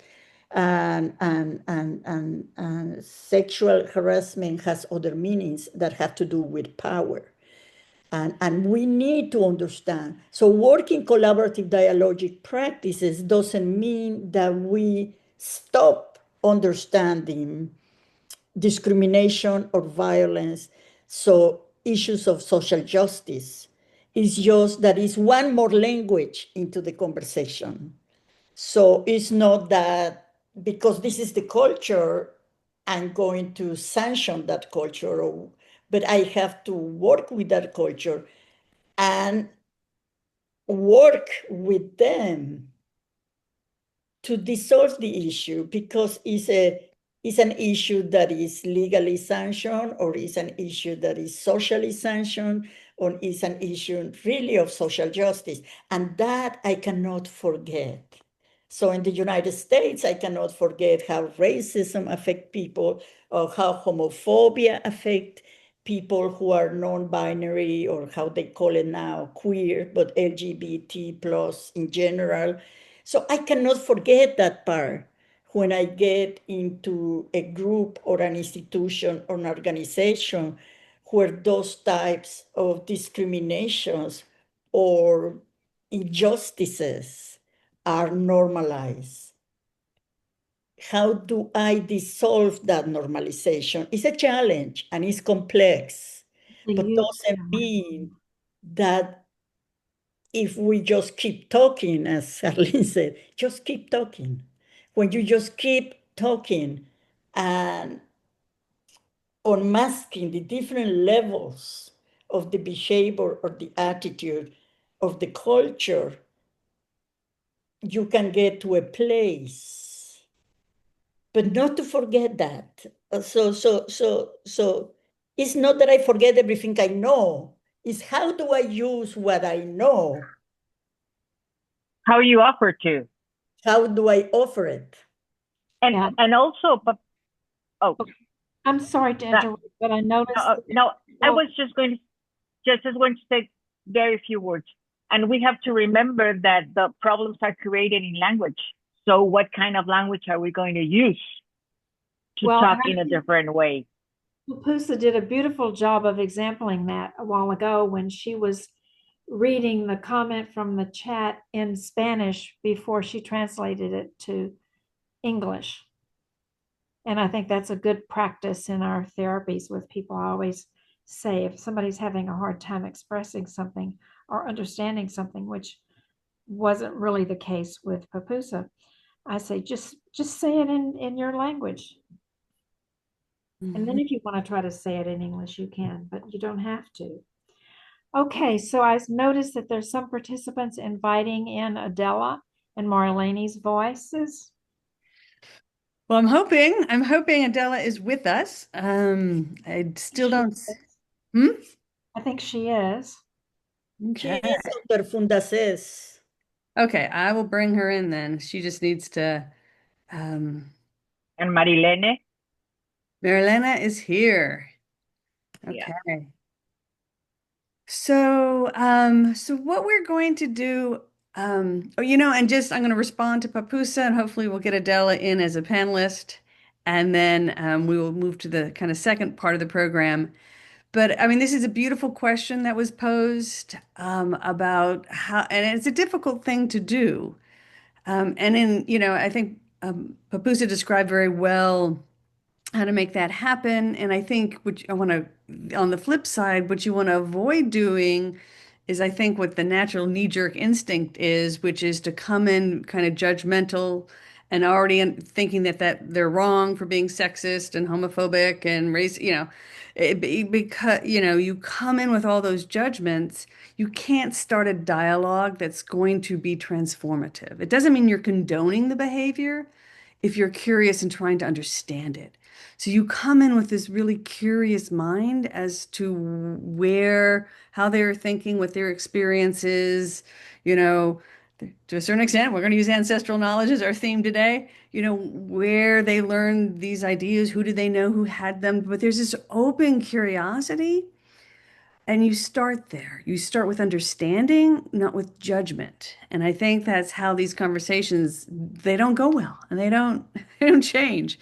There is some work in the area of domestic violence and some narrative therapists who did this work where if you come in and tell a batterer he's a bad person and he's got power and he's abusing it, and that's not his lived experience, you've lost your client. It's not going to happen. And so I think it's a very similar process to what we were describing here. So at this point, we are going, if you were in the Spanish room, I invite you, we're going to all move into this single main room together. We'll be doing some simultaneous translation here. And so if you're in the Spanish room, if you could, I don't know how, I don't know if I can actually close it. But if you can jump into what's called the English room or what the other room that you're able to listen in English, we will be actually bilingual here. There was not a setting in Zoom for that. And Juan, I guess when you jump over here, I'm assuming the Spanish room will close. So I don't know if you're able to do that. And we will have Juan will be translating from. Wait, let me get From this. Spanish into English, no? He's gonna do Spanish to English, and then Carla, will you be doing English to Spanish? Or is Ale here? Yes. Yeah, Carla's here. Carla, which do you prefer, English to Spanish or Yes. Spanish to English? Yeah, whatever. Okay. Okay, and also, Diane, we still have to hear from Adela and Marlene. Yes. Yeah. So what we're gonna do at this point is we're gonna bring up Adela and Marlene. Diana, if you can see the chat, it said, I think the Spanish channel is closed manually. It's consecutive and I can translate both. It says the Okay. translator. Okay.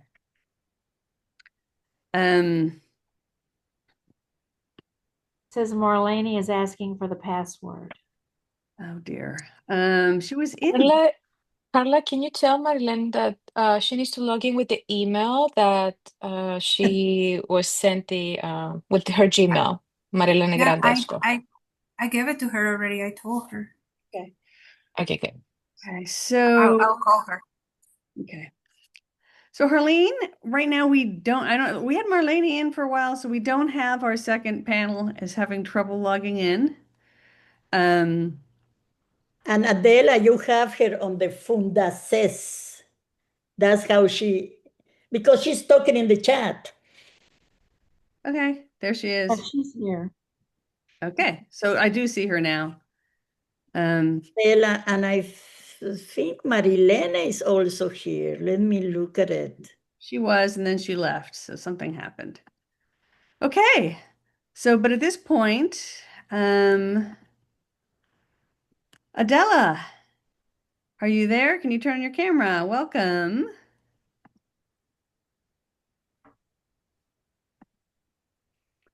Adela, tu cámara y tu micrófono están apagados. Sí.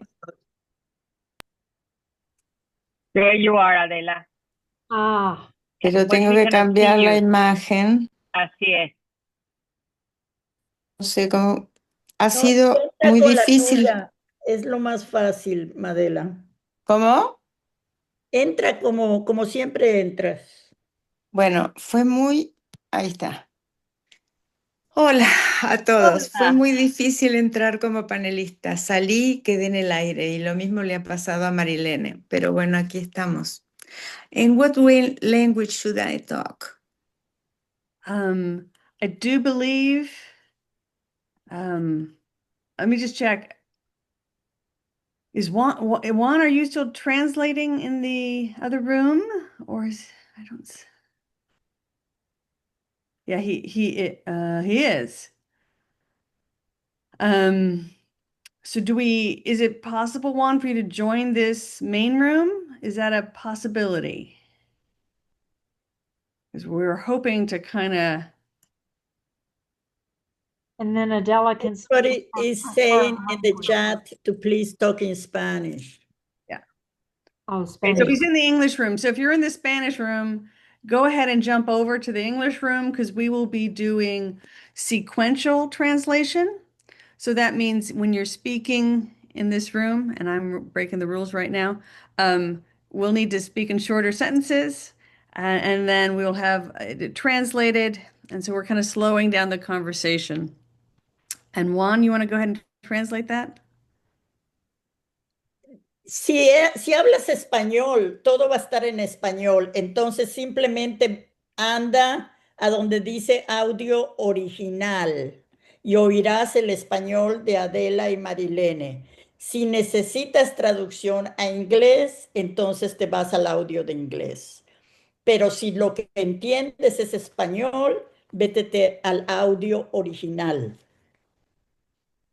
I just explained that if they speak Spanish and understand Spanish, to go to the original audio and that's it. If they need translation into English, then they go to the English channel. No, no, Papusa, we're all in one room. So there's no second channel for the second hour.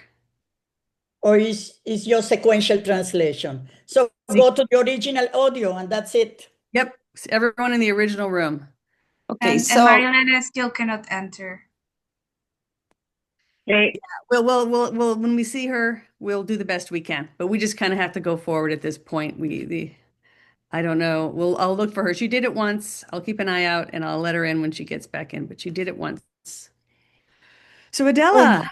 ok, bueno, espero que Marilene pueda. Hola a todos, buenos días, buenas tardes, según el horario de ustedes. Bueno, Marilene y yo hemos estado muy agradecidas de poder escribir sobre la terapia comunitaria como una práctica dialógica. I'm gonna have you pause because we're gonna need to do an English translation. Okay, good. Juan, are you able to do that? Who translates? I wait. I'm hoping I can get Juan. That is Marilene. Close the interpretation room. So just give me 1 second. Okay, got it. Juan, are you there? Okay. I am here. Can you hear me?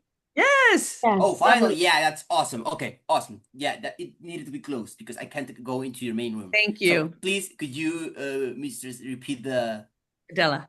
your idea? Yeah. Should I start again or I Yes, continue? He's asking you to start Adela, again. lo que dijiste. I can translate what Sí. Adela said if you want. She said that it was an honor for her and Marilene to talk about community therapy and practices as the collaborative dialogic practice. Porque sobre todo es una práctica que tiene a la comunidad como centro y es un ejemplo de lo que ustedes estaban hablando, de que yo soy nosotros y nosotros nos hacen a cada persona.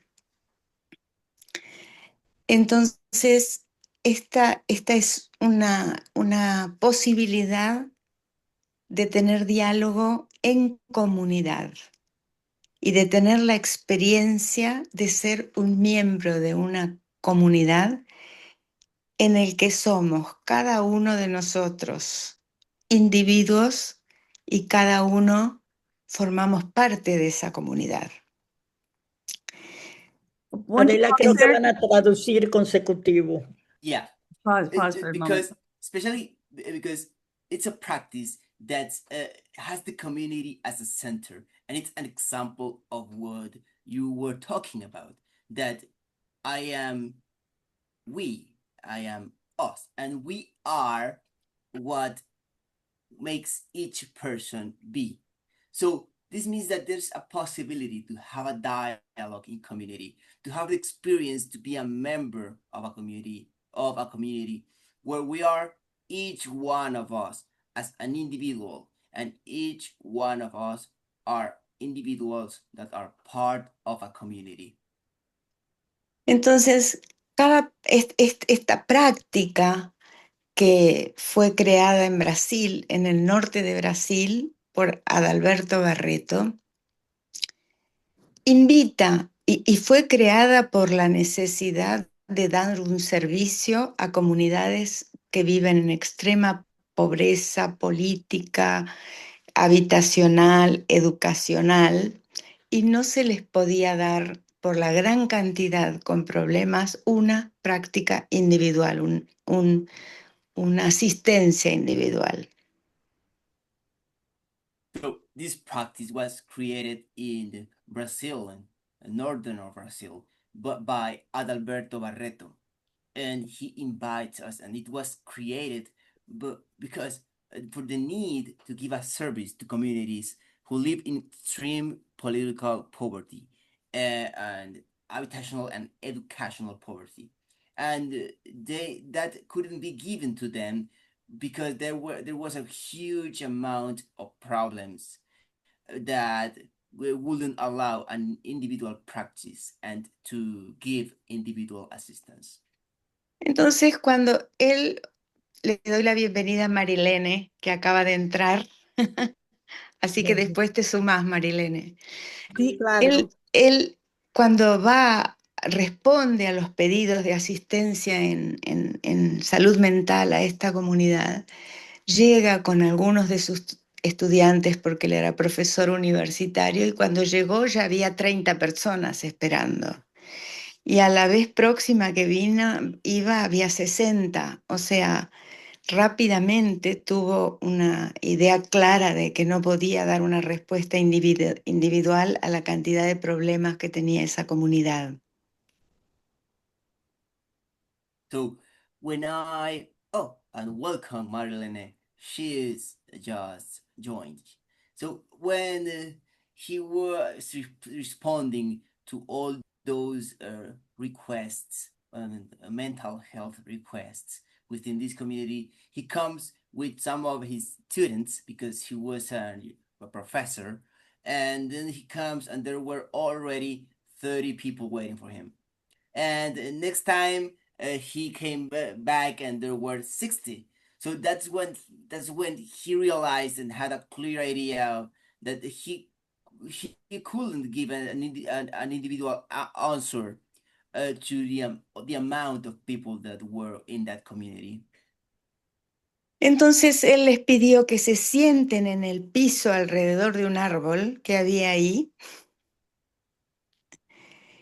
y los invitó a quien quería compartir sus problemas. Entonces, Sí, go on. No, continúa, disculpa. Entonces él empezó a habilitar, a ver quién iba a hablar. Entonces las personas que iban queriendo iban comunicando su historia y la gran sorpresa era cómo esa persona recibía ayuda, abrazos, colaboración, solidaridad de los otros miembros y además muchos se sentían que estaban expresando los mismos problemas que ellos tenían. So he asked them to sit on the ground around a tree that was there, and he invited them to share, or whoever wanted to share their own problems. So then he started enabling that, or let's say, seeing who was speaking and what they were saying, and all the people started communicating and expressing their stories. And what a surprise, because how that person received help and hugs and collaboration and solidarity from other members, and also many of them felt that they were expressing the feeling, say, that the others had. Entonces, eso fue creciendo al punto tal que después de esas rondas de comunicación y conversación, bueno, muchos de los problemas quedaban resueltos, o sea, que eran resueltos por la ayuda comunitaria entre la comunidad y además crecían las redes de apoyo dentro de la comunidad. Ayudaba a que la misma comunidad se activara. Entonces, ok, go on. No, sigue, si no, disculpa, es que a veces hace la voz. Dale, descuida. Continúa. Ah, ok.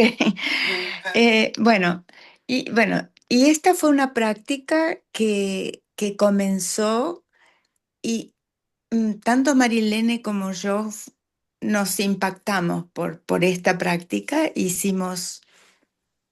empezamos a practicarla y vimos que todo, digamos, si bien después de, esto nació como una práctica, lo cual es igual a la práctica dialógica. Después, Adalberto Barreto le dio sus fundamentos, pero nosotras encontramos que podíamos dar nuestra visión conceptual desde nuestra perspectiva colaborativa dialógica, porque hasta los puntos, cada vez que uno va a una de esas rondas, efectivamente todo es horizontal y todos salimos transformados. El terapeuta, la gente, no importa quién presenta un problema, es difícil de transmitir, pero bueno, este punto que nosotros tenemos en las prácticas colaborativas y dialógicas que tanto el consultor como el consultado salimos transformados en esta conversación, aquí se ve colectivamente, en una comunidad. Pero le voy a pasar la palabra a Marilene, que ella va a seguir comentando todas las cosas en común que nos permitió a nosotros llamar y nombrar esta práctica como una práctica dialógica en sociedad, social.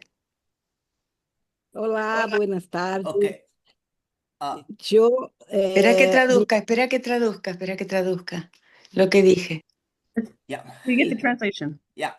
So this grew to a point where after all those communication sessions and all those conversations, many of the problems ended up being solved, which means that they were created and by a community help, and that was all between the community or among the community, and it also created support networks within the community, something that helped the community itself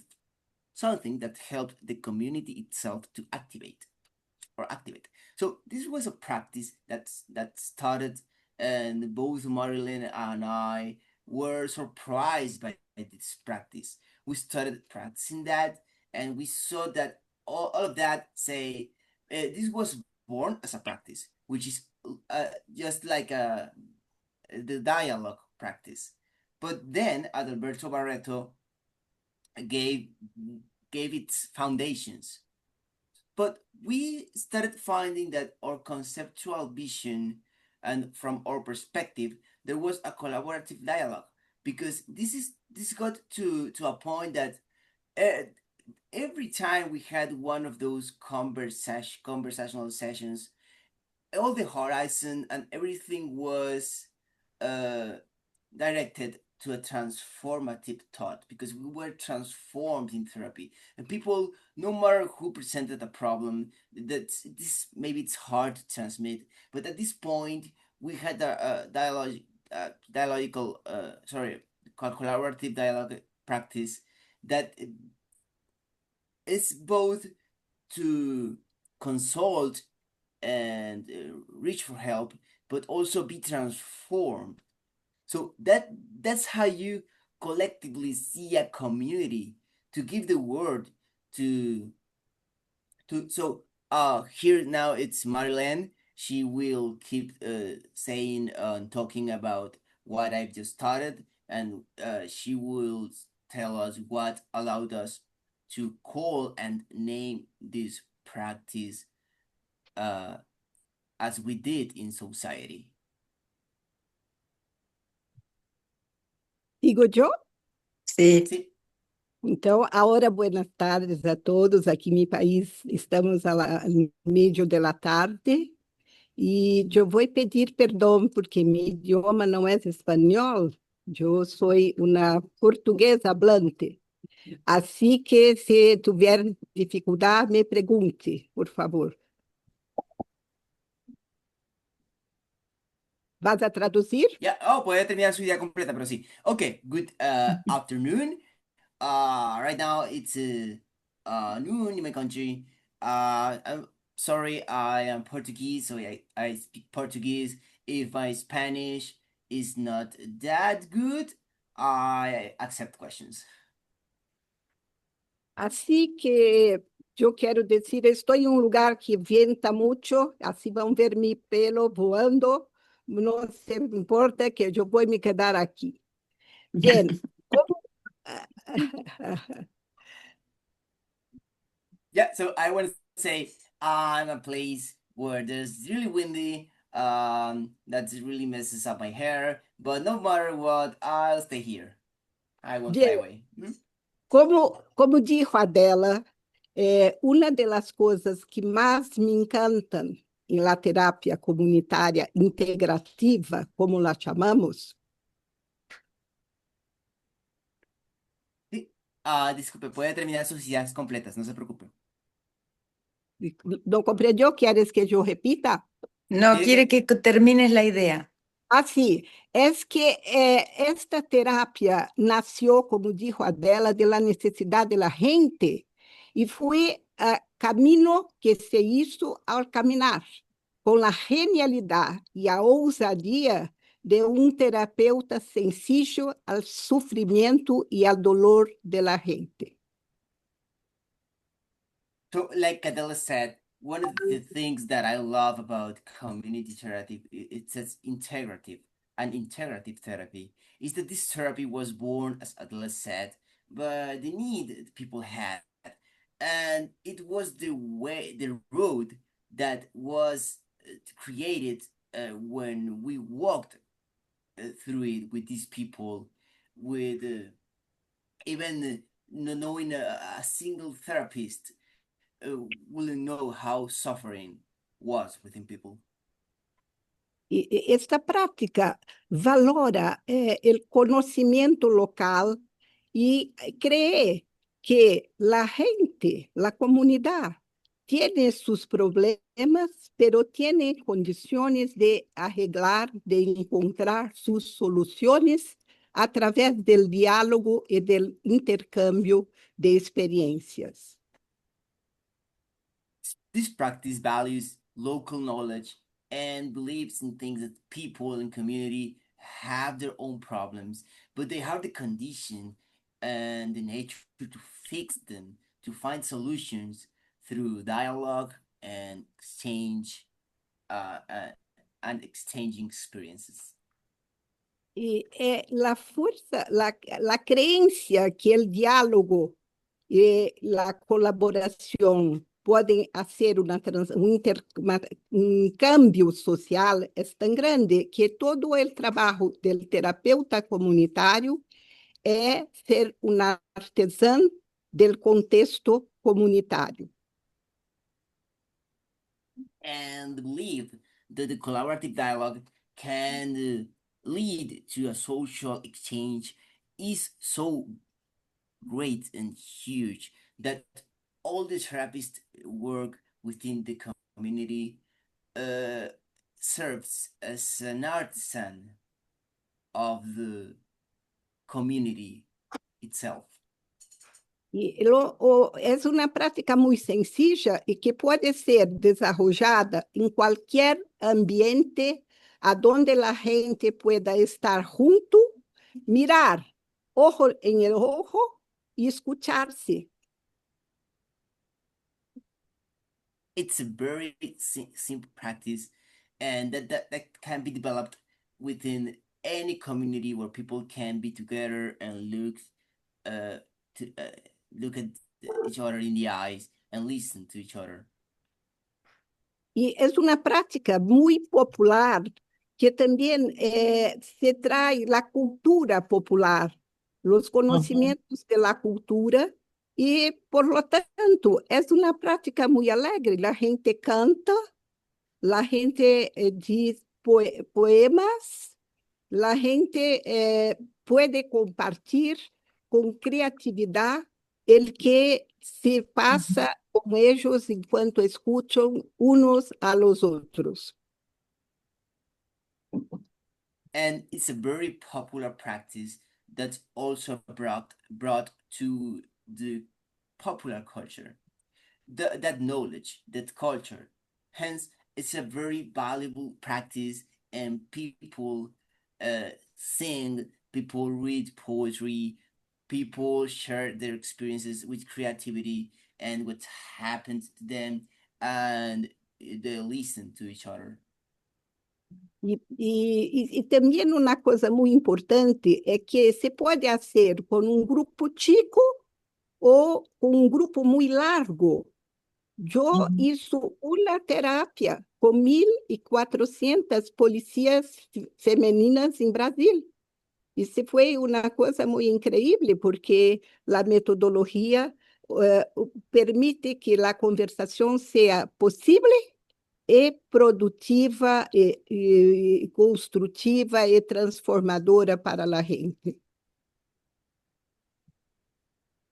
And also a very important thing that you can do with small group or a large group is the therapy. I had a therapy with 1,400 feminine police in Brazil, and it was incredible because the methodology allowed me to make the conversation possible and productive and constructive and transformative for people. Sim, minha companheira dela e eu hicimos este capítulo muito conectadas, e assim que vão poder ler-lo, incluso com a metodologia que foi proposta para Adalberto Barreto.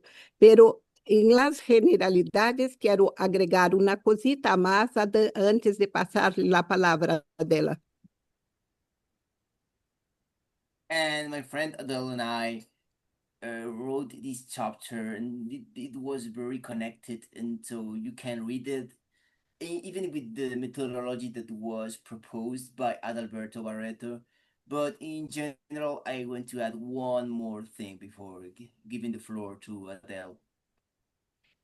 Quando em 2020 vino a pandemia, foi uma coisa muito, rato, foi muito desafiador para nós outros, porque a terapia comunitária é uma terapia que toca a gente canta, a gente se abraça, sim, é muito cercano, muito íntimo.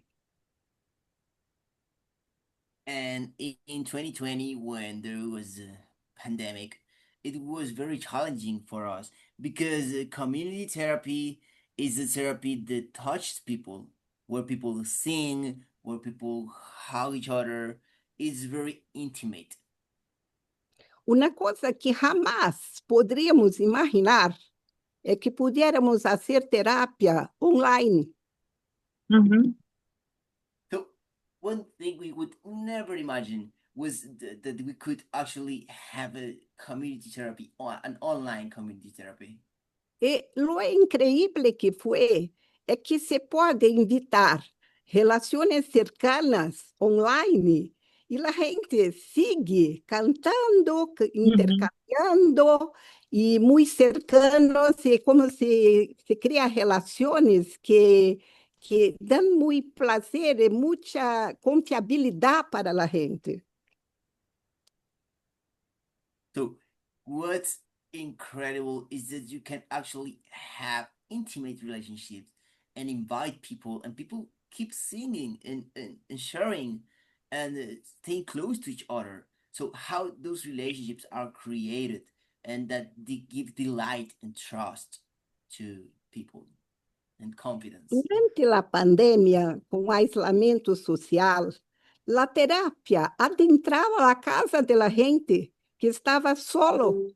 a veces sin tener con quién hablar, y de repente una multidón, a veces teníamos más de 100 personas conectadas en la pandemia, ¿sí? Eso es increíble, ¿sí? Porque era lo único que tenía para salir de aislamiento. So during the pandemic, there was, the lockdown, social isolation. So back then, therapy went to your house. A person that was actually alone, sometimes without a single person to talk to, and sometimes we had more than 100 people connected, and that was during the pandemic, and that's amazing because that's the only choice, the only option they had to get out of that isolation. I'm going to jump in here, Marlene. We only have a few minutes left, actually, and so I'll let you. Do you just one more thing you want to say, and then we'll kind of wrap up and bring in the rest of the panel and Harleen? Bien, voy a entrar aquí. Solo nos quedan algunos minutos, así que te permitiré, bueno, puedes terminar tu idea y ya luego concluimos y continuamos con el resto de los panelistas, pues tenemos solo unos pocos minutos. Sí, entonces yo voy a encerrar aquí, pero antes quiero pasar a Adela para aprovechar esos minutos. Ve cómo lo que hacer, Adela. Me gustaría solo decir las tres como acuerdos básicos para que esto sea posible. Y son tres los que el terapeuta comunitario les dice a la gente. Hablar en primera persona, estar callado mientras otro habla. Tercero, no dar consejo, no juzgar, no interpretar la experiencia de los demás. Nada más. ¿Está bien, Lene? Maravilla. Ok, Perfecto. gracias. Well, giving the floor to Adele, I would like to say, uh, or give three basic agreements that actually make, or conditions that actually make this possible. The community therapist gives people, tells them to three things. First, speaking first person. Second, remain silent while the other, or when the other one is talking. And third, do not give any piece of advice, do not judge, do not interpret, do not assume other experiences. That would be it. Wow, those are beautiful, Adela. That really sums it up so well, so clear and elegant. And I don't know if it was clear as Adela and Marlene were speaking that they're doing this work in this community-based work in very impoverished communities. It's so incredible what they are doing. Okay, so What Harleen, do you want to really say stood out for me, anything? Diane, what stood out for me when Adela and Marlene were talking